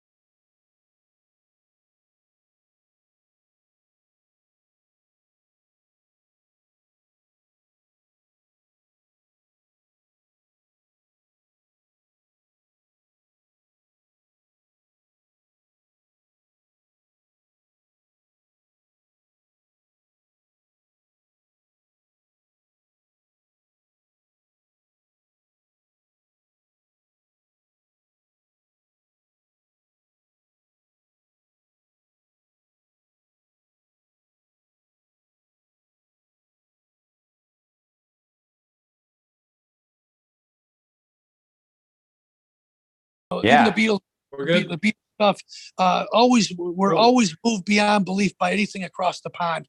Love is sweet, and Glenn Tilbrook pipes, but then I love Queen beyond belief too. So Hey, you put Chip, those together in a poll. Hey, Bobby, hold on So I just a just sent second. that, I just sent that to Slicky and he'll get back to me. Thank you. Awesome. Thank you so much, fans, for hanging with us for a second. We're getting everything squared up. And again, thank you so much to our sponsors and all that great stuff. We appreciate your guys' support. Metal Summoners, we love you guys so much for always supporting us, always watching the show. We are back with Mr. Hal Sparks, Mr. Chips Enuff, who have been spending their evenings and afternoons with us respectively. Angel, I'm actually going to kick it back to you, man, for your personal question for the guys, because I appreciate your patience, man. Thank you. It's all No you. problem. My question to Chip is, with so many songs, what's the method to your madness with coming up with the set list? That's pretty Sesame Street, to be honest with you. I want to put maybe a song the later records. I want to focus on what the fans know me for, which is New Thing, Fly Michelle, Baby Loves You, the singles. I throw those songs in that, and then I mix them in with B-sides. That's the best way for me to do it. So I don't bore the audience. They get a chance to hear the songs that they know the band from, but then again, they get a chance to hear new material as well. It's not a hard thing to, and the hardest part is writing the songs. Okay. In the early days, I had a great partner, Donnie V, one of the quintessential writers of my generation, a wonderful singer, could turn a melody line as good as anybody. When I run into guys like Robin Zander or Steven Tyler, they're hailing his pipes beyond belief and loving our as well. I think what I focus in on more than anything is pick songs out depending on who the bands we're going to be playing with accordingly, just like Hal, when he goes out on tour and he's got 3 or 4 different comics out there and he's on it before Dave Chappelle, he's going to pull out different tricks out of the book there. I do. If I'm playing with Cheap Trick or Def Leppard or Foreigner or Motley Crue or one of the big bands that are out there, I'm gonna make sure the set is not going to ruffle the feathers of their audience. It's going to be it's going to be under the same umbrella, and that's what it'll complement it. Yeah, I want to be respectful to the bands we're playing with. It's not going to be an acoustic set, unplugged. When I'm playing with a hard rock, heavy metal band, it's going to be the most aggressive stuff Enuff Snuff can do. But we've always been aggressive today, and you can't. It's always hard to categorize our band because you couldn't say we were heavy metal or just hard rock or classic rock or pop, because we were all of the above. We were alternative before alternative. So I think at the end of the day, when people come out and see Enuff Snuff, they're going to hear new songs, but they're going to hear the stuff that they perhaps them or their family members, i.e. their fathers and mothers, heard first. And there's songs that people are celebrating to this day on radio all around the country. I'm just providing it in a live service, and I want to make sure it sounds just like the record every single night. Nice. Right on. Chip, something I wanted to ask you about right quick is the stuff you've been doing a lot when it comes to producing and stuff. So there's a band that's actually playing the M pre-party right before M3 on Thursday called the Midnight Devils that I know that you've been working with. So just talk a little bit about that side of you and, getting to get to listen to up and coming bands or even bands that have been around for a little bit and putting your expertise into things maybe they didn't know about or things they should be paying more attention to. Well, it's nice to be trusted by any bands in this day and age. And there's a lot of different places you can go to get your record produced. So when someone comes over to us, they've heard the Enuff Snuff catalog or heard solo records or other albums I've been on, which, not to brag, but I've played on over 100 albums. It's a nice feeling to be recognized whatsoever. And the Midnight Devils, they came in here and asked me and my engineer producer, Rob Posen, to produce their new record for Pavement. And they never sent me one fucking demo tape. I didn't hear one chord. Rob heard nothing. Nobody was told us one thing that was going on at all. And they walked into my studio and they said, "Hey, we're ready to record right now." And we had the drums and everything set up because it's how you start a rock record out. You drums first. And basically they wanted to play live in the studio. They were a punk rock band like Generation X or Bad Brains or a Sex Pistol, one of those, deep down dirty bands that, never take showers. And they bashed out 11 songs in one day. And then I took it from there, and me and my guy just tweaked it up and did the best we could. I think they have a rock solid punk rock record that people will be pleasantly surprised. They got a great image too. They got the look of the world, lipstick, makeup. They're tough guys though, tattooed up. All they care about is giving a great show and stealing all your girlfriends. And they're going to do a fine job in the future, I think. But there's other bands I'm producing as well too. And when those records come out, I promise I'll let everybody know about it through social media. But in the meantime, and my task at hand is finishing the Devils record and then going out with Enough Snuff and with Faster Pussycat and doing this 2 months tour around the United States. Absolutely, 100%. Hey, Hal, with everything you've been doing with music for playing and singing and just being a lifelong fan, is that ever something you've considered dabbling in, or is that maybe just not something that's really in your style or your wheelhouse? Well, no, I've been lucky in that I've been in the top 2% of the top 2% of actors for 20 years now. So, once you crack that shell, because I call the 90s the Sisyphus years.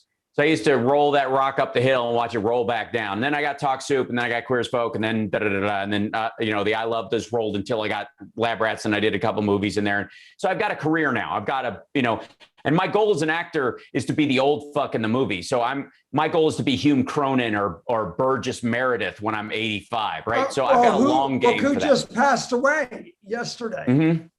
Right? Yeah, Charles Grodin. Oh my God. So great. And so anyways, I've been playing music and writing songs since I was in high school. I was in a band in high school called Seismograph, because it's the instrument that measures how rock moves. It's a good high school band name.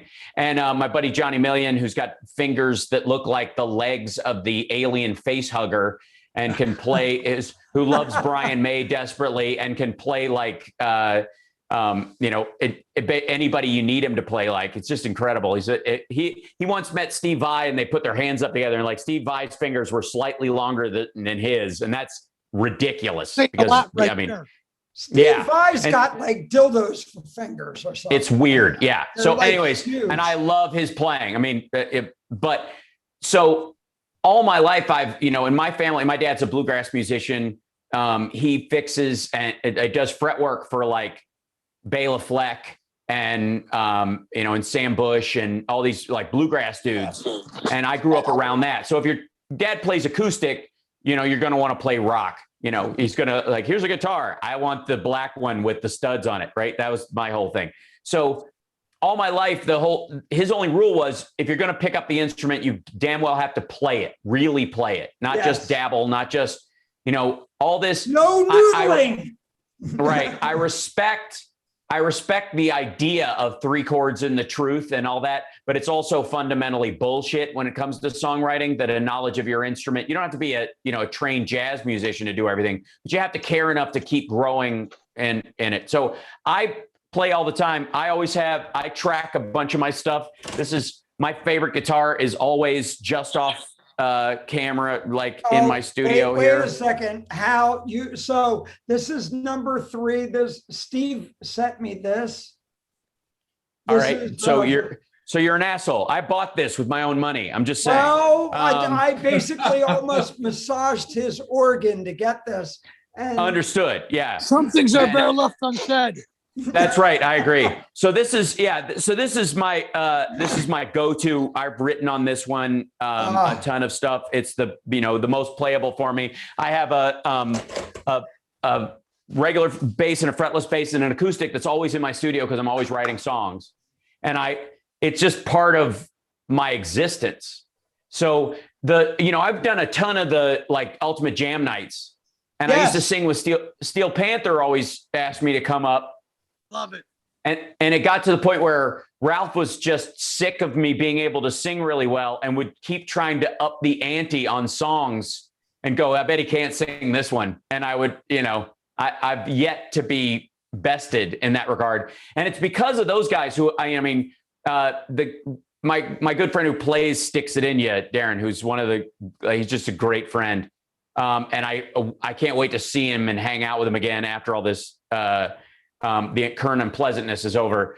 But just go, like I had a chance, I went up on stage and I sang with Jerry Cantrell and Sean, right? I think the first time they'd played together after Lane passed away, where they were in Vegas, they went to a Steel Panther show, and then they talked him into coming up and playing, but Ralph didn't want to sing any Lane stuff. So I went up and did Man in the Box. Nice. I can there's a couple of singers I can pitch with and sound exactly like them. It must be genetic vocal cord shape or something. But, you know, in the back of my mind, honest to God, there have been a couple of times where I'm like, there's a couple of hair bands where they went through it, they got a new singer, and, you know, from the 80s that I grew up with, they found somebody to fill in. And I really honestly went, if I wasn't the guy from I Love the 80s, I think I would have had a shot. Because because my career is so well known in another way that it just kind of puts me out of the running to be the lead singer of a rock band in those terms. On my own terms, obviously the 01 record, I'm very proud of it. I'm proud of the songs I've written for that. And I'm proud of the stuff that I write on my own too. So yes, I don't believe you should do anything unless you could do only that and make a career out of it from an artistic standpoint. If you play guitar, that's fine, just on your own. But if you form a band, you should do it as if I was only doing this, no home, no safe job, no day job, no nothing. That's what makes it worth it. And so I'm happy to say, as a stand-up, I feel comfortable with my talent level on that. Absolutely. As an actor, I absolutely do too. And as a musician, I would feel, and I've sang with Sebastian Bach multiple times. I sang Come Sail Away with Dennis DeYoung live. I sang the high part on our harmony on that. So I've sang with Smokey Robinson and Gladys Knight. You know, those moments are parts of my life that no one can take away. And that's the gift of caring about music enough to make sure you're good enough when those moments arise. I love to hear that. You've really shared the stage with some heavyweights right there. I'd be proud of those accomplishments, man. Absolutely. It's just, you know, and I look forward to jumping on stage and annoying you by singing with you at some point, Chip. It's going to happen. Hey, Chip, real quick. I just got a text from Mark Hudson. He goes, "Let's talk." That's all he said to me. Look at that. See? Yeah, we made a love connection producer on the show. So here's a guy who did 9 albums with Ringo Starr. So we'll connect after the show. Absolutely. Beautiful. 100%. Fans, keep those questions coming in. I'm going to kick it back to Angel in just a little bit. So get those questions in for Hal and for Chip so we can definitely get them answered. But Bobby, why don't you keep rolling, brother? Look, Hal, you know, and I'm going to throw this out. It's a little bit off topic, but you and I, you have really helped. Look, Tony and I have been together 23 years. In the 90s, when you were doing a British sitcom that was based out of Pittsburgh, shot in Toronto, as a straight guy, that's just too fucked up, dude. That shows you his range. Yeah. You know, honest to God. And here's me, a gay guy who's with a married guy who's a let's no. Yeah, but it's dude, really? Yeah. Wow. You know, honest to God, you know, everybody talks about how everybody has we've all entered this era of sort of renewed respect or fearlessness, or, you know, like and the reality is, growing up as a Kiss fan my entire life, and liking Led Zeppelin and hair metal and all this kind of stuff, my idea of what it meant to be a man was incredibly flexible and open. If you're a Bowie fan, or you like Freddie Mercury, or you like Rob Halford, the sexuality aspect of it was less important than their value as a human being, what they presented to the world. And that's a good thing. You know, there should be something that supersedes what you do in your own bedroom and your interactions with other people out in the world. If it doesn't, there's sort of something wrong. You know what I mean? You should have enough of a presence in the world that what you do in your private life can be no one's business and you're still interesting, right? And growing up as fans of all these guys, when, you know, we knew Freddie was gay. When Rob came out, no, we didn't. Yes, we did. What made you think? What was it? The game, or which album made you go Freddie was gay? The mustache and the shorts, I think, was. But this is just an 8-year-old world-wise kid that you're talking about. So we didn't care. Yeah. We didn't care. We didn't care. Didn't matter. Care. But that's the point I'm trying to make is that right now everybody's acting like they're inventing the world of what would be considered non-binary or fluidity or whatever. And you're like, what are you talking about? My entire generation was relaxed into a lot of stuff that it just didn't fit, with this whole, like, the world used to be Mad Men, and it wasn't. And my whole generation and the circles I ran in growing up rebelled against that Mad Men idea from birth. I mean, that's what the rock and roll world was about. That's what stand-up was about. You look at the world from cutting angles, not from, perpendicular as a total outsider and not hitting everything head on. You're always looking at the world from an askew angle that's artistic. And so I just didn't fear any of it. And when the only reason I got Queer as Folk as an actor was because other people wouldn't audition for it. I love being, 800th choice for something and still getting the job. But the reality is I was shooting Talk Soup. They were trying to cast people in those roles and people wouldn't show up. It did not matter, gay or straight. They didn't ask anybody their sexuality when they got on the show, which, by the way, you wouldn't want, because the minute you start hiring people because they're gay, you can also not hire them because they're gay legally. And that's something no one wants. So when we all went in, no one asked anybody what their real sexuality was, and it shouldn't matter. And ultimately, even if it did, it would be sort of a lie for certain characters. Because if a character's closeted, but they're played by an out actor, how does that out actor know what it's like to be closeted in 1995? You know what I mean? So there's a flexibility in the world that emotion is what makes a character. So I got this show, and it was. We okay? It was just an adventure. It was seeing the world. It wasn't me seeing the world through a different lens. It was the world seeing me through a different lens, which was different than who I was. It wasn't who I was in real life, but the perspective of people was they were making assumptions about that. And that's a very normal thing. And Chip, I want to throw this out to you. Look, when you and Donnie threw this out, when you did Fly High on Michelle and everything, it was the end of hair metal, but you guys really came out very androgynous. I mean, Vicky Fox and everything, look, I thought he was very, and that era, and it was the AIDS pandemic was coming out, and you guys really hit at a point when, Nirvana was just starting, and you guys are like coming out, and I'm going, what the fuck's going on here? Mm-hmm. But you had that Beatlesque attitude, which really pole vaulted you over the top of everybody. Well, we weren't paying attention to what was going on out there. Of course, we've seen it every day. If you watched MTV, and you got Bon Jovi and Judas Priest and Motley Crue, LA Guns, there was a plethora of different bands, and it changed every couple months. White Snake would come into the fold, or Badlands. There was underground bands, and there was big bands that were out there. We weren't paying attention to that. We always looked at the older bands as our influences, the ones I mentioned to you previously, which is big cats from over in England, across the pond. Those were the bands that were big influences on us. We appreciated and respected and loved Cheap Tricks and the Aerosmiths out there, no doubt about that. But we always looked, our inspiration was always over in the other part of the country, with Led Zeppelin and T-Rex and Squeeze and the Beatles and Queen. There was so many bands out there that we didn't have access to as much as we did the American bands. And I think that was a big part of our fabric when we came out of the box. We weren't afraid to wear our influences probably on our sleeve. Bands showed up every single night. We were jacked up, ready to go.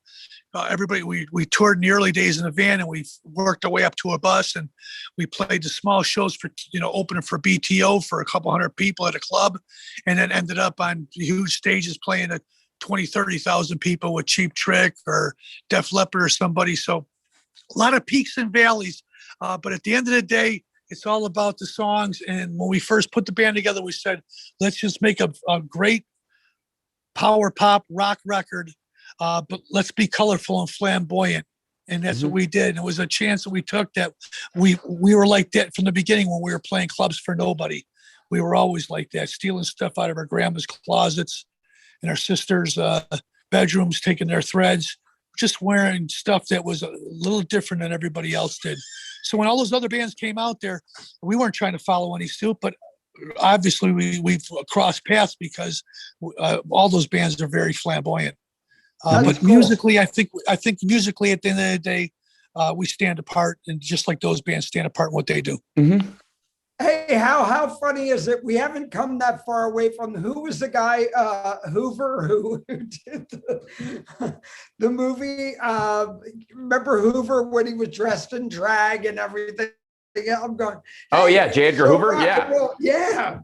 Well, It's all J. rock Edgar and Hoover roll. was J. Edgar Hoover's cross-dressing and all that story of it was belied a certain like power perversion issue that he allegedly had that played out in the rest of his life and affected how he did his job as the head law enforcement officer in the United States. Yeah, that has zero to do with how other people interact with their sexuality in the rest of life, especially when they're not in a power position.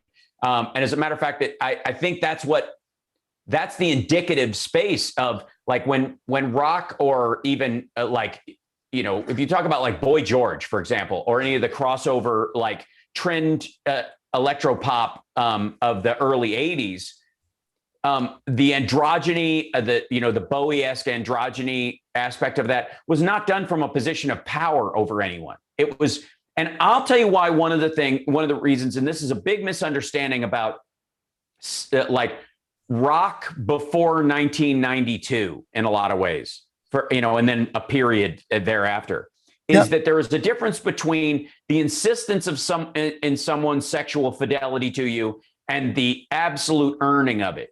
And rock had always been, in my growing up, the act of a Casanova in the sort of colloquial sense, in that it was all about, you want this. I'm your backdoor man. I'm the guy who sneaks in when your boyfriend's out of town. Those stories, you want to come up here and be with me. That whole story of it was all about, it was invitational as a sexual trope. It was not aggressive. It was not overpowering. It was not, even if you look at some of the Wasp songs that got them in trouble, even Fuck Like a Beast is that's the reason the girl wants him to come over when her man's away. So that if you listen to the lyrical content, it's not monstrous, violent, excessive. It's beyond consent. It is about building desire in the woman that you're talking to in terms of the song. All rock was facilitated on that, especially hair metal, especially that, which had this androgynous semi-crossover. Then we found it out that it wasn't just oriented to just gender on one Pacific. And then when Rob Halford, and Chip can mention this enough, he probably toured enough. When Rob came out, it really blew everybody's mind. We talked to James Durbin about it, and it was just like, here was a guy who we idolized. And it was like, oh. And Freddie, we brought it up, and I'm going, look, say what you will, but Freddie fucking blew the doors off, did shit nobody did. Mm-hmm. Well, yeah, of course those are there. The irony is that when you describe 80s metal fans back in the day, the idea was that they were homophobic, misogynistic, pushy dudes. And the reality is the exact opposite. They're the most open, loving group of fans ever. The most of the stuff that happened with Rob Halford was inside the band. It had nothing to do with the fans rejecting him. It was their own internal struggles, which happened with every fucking band. It's just whatever the jumping off point. Some people, it's because you chew too loud on the goddamn bus or you bring on the wrong dudes, So the music, at the end of the day, the music's the most important thing there. That was the common denominator. I don't think anybody cared about anybody's preferences there. We all dug the sound of what those bands brought to us and those artists brought to the party at every single show. Right. And it was always different. It was always real, and it was always colorful. You didn't know what to expect. And it was mostly cats that we would never dress like because we were too scared to. That's all. and we gravitated that. You know, at the end of the day, listen, the music, it wasn't about Grammy Award parties and big shows and winning stuff. It was underground and it was cool, and everybody wanted to be a part of that scene. That's what made it so special, I think. And no one, sexual preferences, that only built the story up even bigger and bigger. That gave it credibility. That gave it legs and gave it a story to run with. Yeah, I think you actually relax it. I think the glam lifestyle, again, this goes back to our pre-show porn conversation about porn stars being incapable of being embarrassed, and therefore they can be the most relaxed and comfortable people to talk to because their lines are a lot broader and grayer than a lot of other folks. And so you can kind of just, they can be more open than other people can afford it because they don't have any of the fears the normies have walking around the world. There's an element of that when you wear glam stuff. You know, for the record, I am a closet glam vestite. That if I had my druthers and I did not, act for a living or was a stand-up stand-up is in many ways, unless you're doing a character like Emo Phillips all the time, is rooted in reality. So I have to be as real in my perception of the world as is possible. That aside, as a musician, I'd go out smoke-eyed and big glasses and my hair poofed up in stacked boots. That's why everywhere we love I could. Chip. Right. Everywhere. And I've always said this.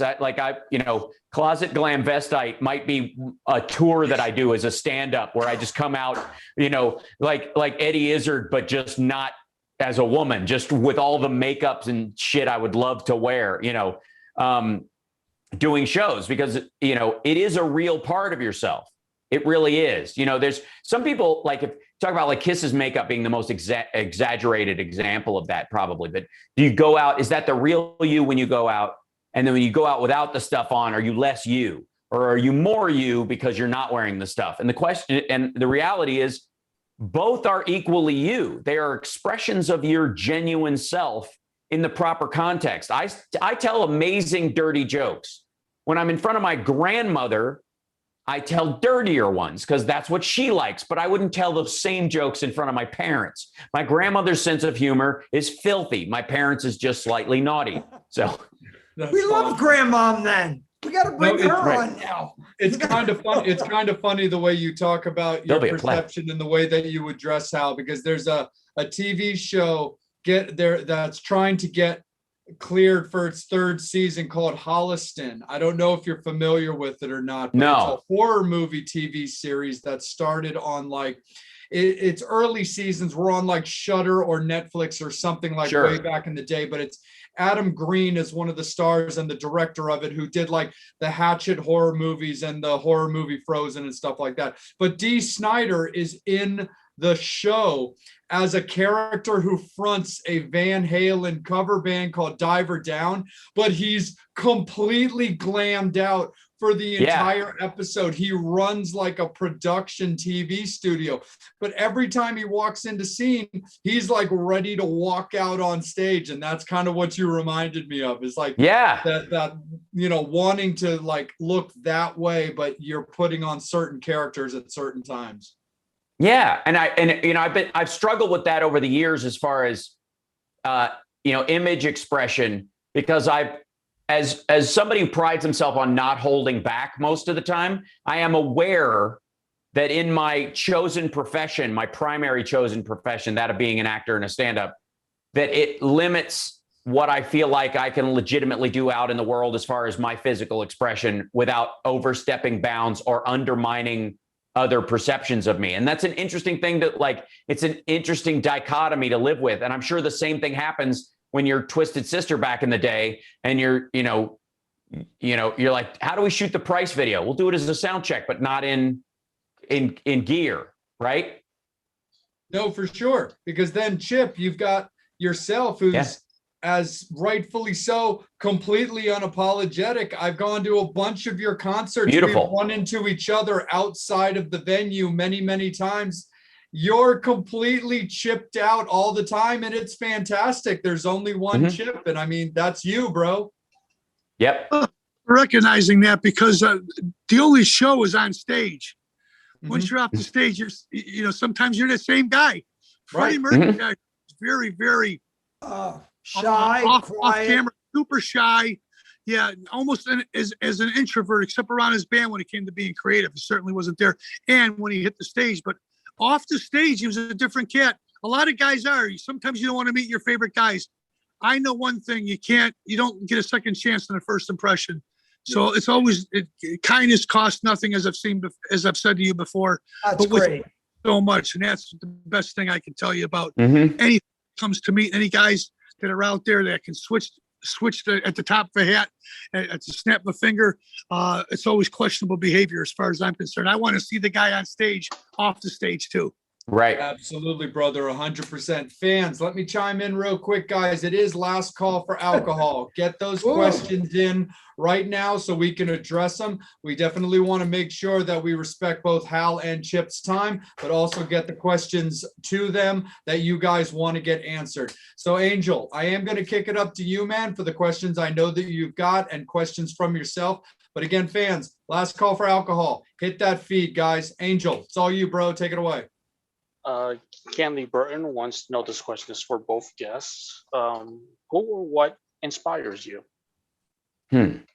Lipstick on a glass, a joint burning in an ashtray, a certain metaphor that Hal would say, because he's very good at one-liners. There's a lot of different things that trip your trigger. A guitar riff. It depends where you're at and what the circumstances are, but there's inspiration everywhere. I'll tell you that. Yep. I believe in heroes, and I am not ashamed of having them. When you grow up a Kiss fan and, and the public pushback in your own church is telling you it's evil, you get a little thick skinned about what you like. And more and more it's steeled me about people that I appreciate who go out in the world and show themselves. So being in Nerd Halen, is a joy because I was so inspired by David Lee Roth's personality and his unabashed showing of that personality at all times. The same thing, like Paul Stanley once, this was a true inspirational moment. Yeah.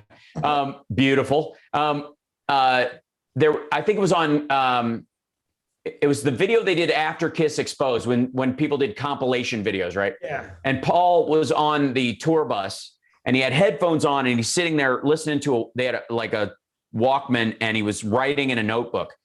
And whoever was shooting it came over to him and they said, "Who are you listening to, Paul?" And he goes, "My favorite singer-songwriter." And they said, "Who's that?" And he went, "Me."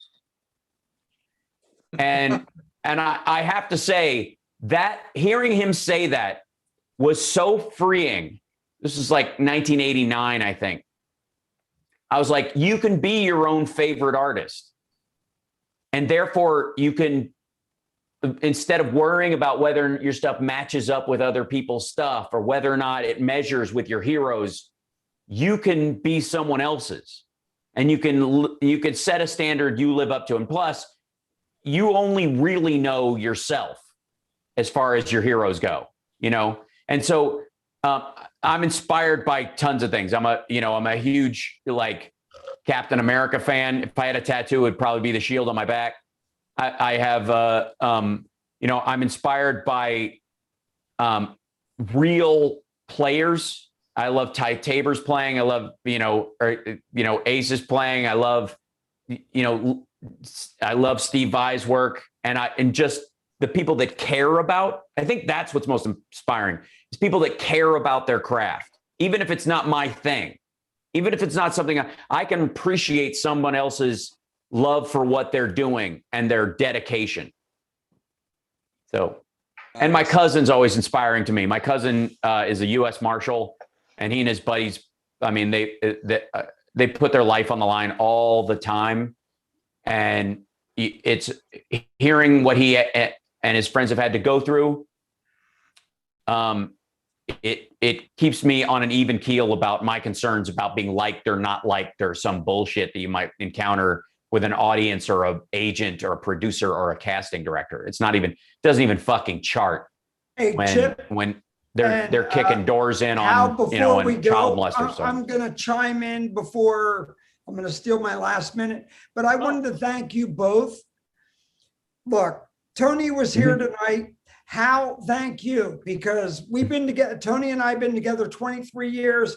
Hal, thank you for everything you did, because it was for your actions on Queer as Folk that really helped a lot of our relationship and everything you've done. Your relationship with Doug Pinnick and Tug and I, and you and I with out there. I've known Doug now since '83.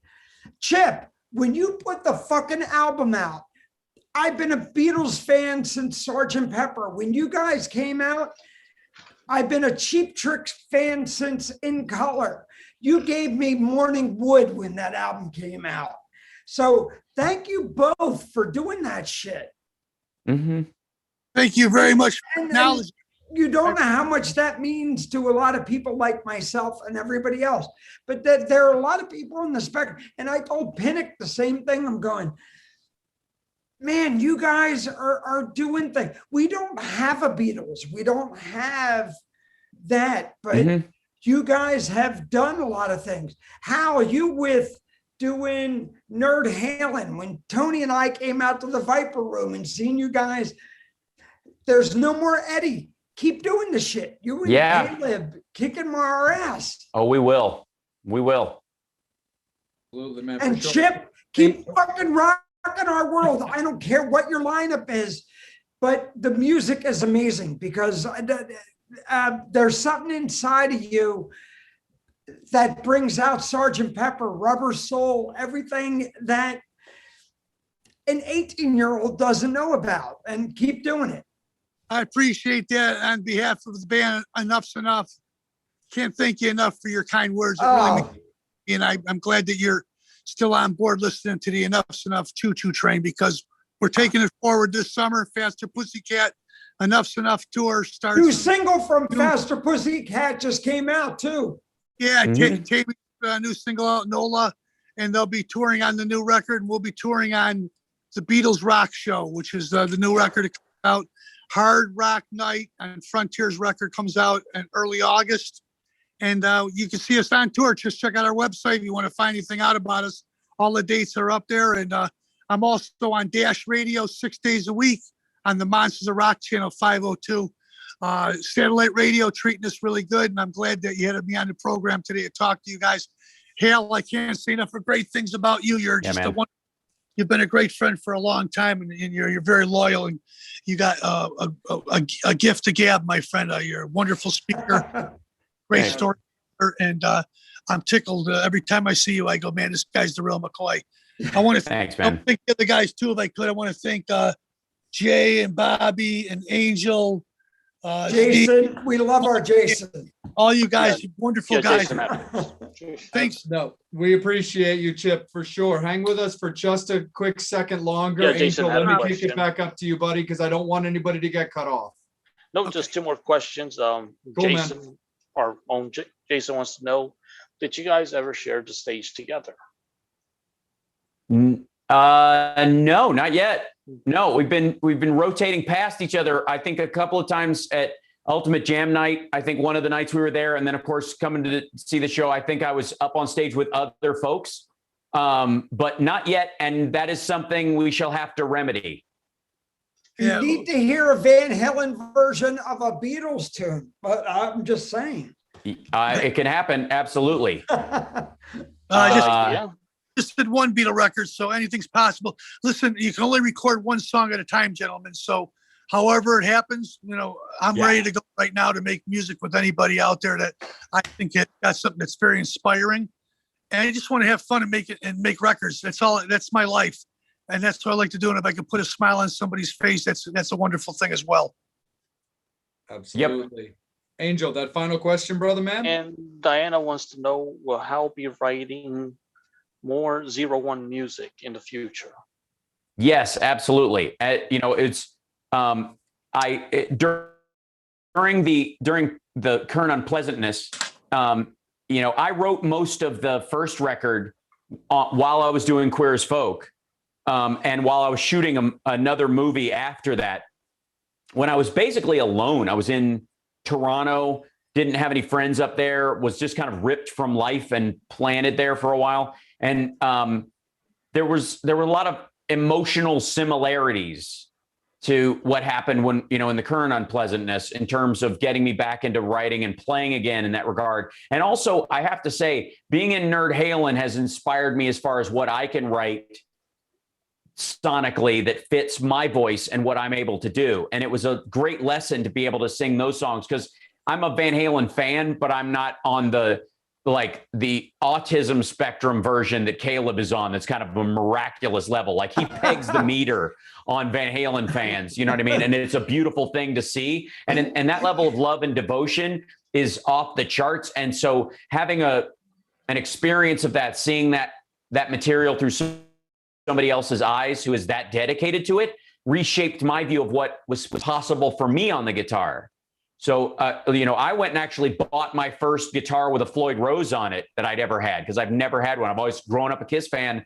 I always believed in finger bends only, right? And so in writing that, just being able to have that instrument to write on and experience that from what came out of me, it's an Ibanez. It's got a really slippery neck, very prog neck on it. So I was able to do some chords that were like the farthest stretch my fingers could go and still play them. So I've been tracking those things, and it's reshaped, the possibility there. So yeah, there will be. Absolutely. I could go so wrong with that. It's like grabbing a black man's penis. Save it for next week's episode. All right. Why do we have a black man on? Oh, shut up. No, yeah. Next week. Yes. Doug Pinnick. No, that was a couple weeks ago. And we got way out of pocket when it came to that episode too. Sure. Angel, do you have a final question of your own, my brother? Yes. How did COVID affect your songwriting? Like, did you ever have a moment where you're just at home thinking a lot about stuff, like maybe like a memory from years back that just inspired you to write something about? Well, on the last record, which came out in July of last year, called Brainwashed Generation, I think there's a lot of fodder on that record that you'd be surprised that it was during that whole time. I was in Australia on tour in March when we were told that the tour was ending. We did 7 shows out there in all 3 of our countries. Beautiful place to be. I love the Australian people, and they just hail rock and roll. We were out there with the Pixies. Winger was out there as well. Pat Metheny was doing some shows. A lot of good music that was out there, real diversified. And a lot of inspiration came right after that. I started recording the record around November of 2019, but then I stopped because we had to go out on tour. I found myself during that whole shutdown inspired by a lot of things that were around me, and it wasn't just about what I was experiencing in my life, but what perhaps somebody else was. And I think I put pen to paper there and was able to go in the studio and record the songs. Got Dax Nielsen from Cheap Trick to come down and play drums on it. Called Mike Portnoy from Dream Theater, said, Mike, he's a cousin of mine on my wife's side of the family. And he said, "No, Chip, I'd love to come down and play." He goes, "Send me a track." He loved the Beatles stuff. I think all over that record, you'll hear the influences. And I think we really nailed it on the record when it came to where the time that we were dealing with and the problems we were going through and the challenges that we're facing. It was a very inspiring record in every single way. Well, I let the music do the talking. If I told you what the songs were all about, it would take away from what the average listener, when they hear them, what their interpretation of the track would be. So I like to leave the songs up to the audience to hear them and make their own interpretation. Very John Lennon. For sure. And in terms of, I'll just throw in that in terms of like artistically, both in what I'm writing and the kind of music I've been making lately, I have to say I've been trying to, in my own spirit, look past the current unpleasantness and go, what will people need to get out of that weighted feeling? How do we not pretend we didn't all go through this, but how do I deliver something that, like, welcome back to the party kind of idea? And so I've been feeling like that's the inspiration for a lot of the stuff that I've been wanting to write, even though my stuff is certainly heavier, than the stuff I wrote years ago or whatever. It has that I'm trying to find that joy in it, for the audience, for what I'm going to bring. And that's the work. Yeah. Absolutely, man. 100%. Well, Hal, Chip, we can't thank you guys enough for being on the show this evening. Our big thing is always that, as much love and passion that we put into the show, we always hope that our guests feel respected, that you guys had a great time. You loved your questions and you just enjoyed yourselves and loved the banter. And a real quick shout out to our first responders, all nurses, doctors, surgeons, military, cops, firemen, the local drug dealer across the street from 7-Eleven. I give everybody love out there. That's what it's all about at the end of the day, guys. Absolutely. That would be, and I would like to say for the record, I would like to thank our third responders. These are the people who clean up the crime scene afterwards, often wearing a hazmat suit. They're the reason we all don't live in a world of chalk outlines. They come in and do the dirty work after the people who get to slide across the car hoods, pulling guns, do their thing. So I appreciate them as well. Everybody from the coroner's office, thank you for the hard work that you do. All the guys that they pay that come with the hoses later, I want you to know we love you. To come with the hose. And I want to give a big shout out to Jason Proswig for putting this show together every week, doing a kick-ass job, and we love him so much. And Jason, we can't thank you enough for being the producer you are. So thank you, Jason, for doing thanks, everything Angel. you do. And thanks, Jay. He's the glue of our show. Always. Thank you so much, Jason, for hooking us up. Our executive producer, Jason Proswig. We absolutely, definitely appreciate him. Fans, thank you guys so much. Make sure you get on the Enuff's Enough socials, the Hal Sparks socials. Follow all of those so you know everything that Hal's got going on, from Nerd Halen to 01 to his acting and to his comedy. Chip, like we discussed, is hitting the road. He's going to be out with Faster Pussycat. He's playing M3. He's got the Beatles tour coming out next year. So definitely get out there and support these guys, because we're finally getting them back. They toughed it out, just like all of you guys toughed it out. So let's get out and support them. For us, thank you guys so much as always. Hit all of our socials. If you love what we do, we're happy to have you guys. Hit the Facebook for the Metal Summit. Definitely follow that, because that's where we go live. We really want you guys to smash on the subscribe button for the YouTube channel, because we definitely want to be able to do some simulcasting and get on some other platforms with our show, and YouTube's great for that as well. And we're also on Twitter and Instagram, so get on that as well, guys. But again, thank you guys so much for watching us. For the members of the Metal Summit, for Angel Alamo, for Jason Proswig, for Bobby Dreyer, for Psycho Steve Proswig, and Psycho Steve Proswig. Whoa, who's that? Oh my I don't know. God, I think that's the bastard. I think that must have been the bastard child. Anyway, for Jason Proswig, for Bobby Dreyer, for Psycho Steve Presta, for Angel Alamo, I'm Jay. We again thank Hal Sparks, Chips Enough. We will see you guys next week. Next guest announcement is on Friday, and we will see you guys really, really soon. Get out there to those shows. Buy up the merch, and let's be so grateful that we got music back. As always, guys, we love you to death. You've been watching the Metal Summit.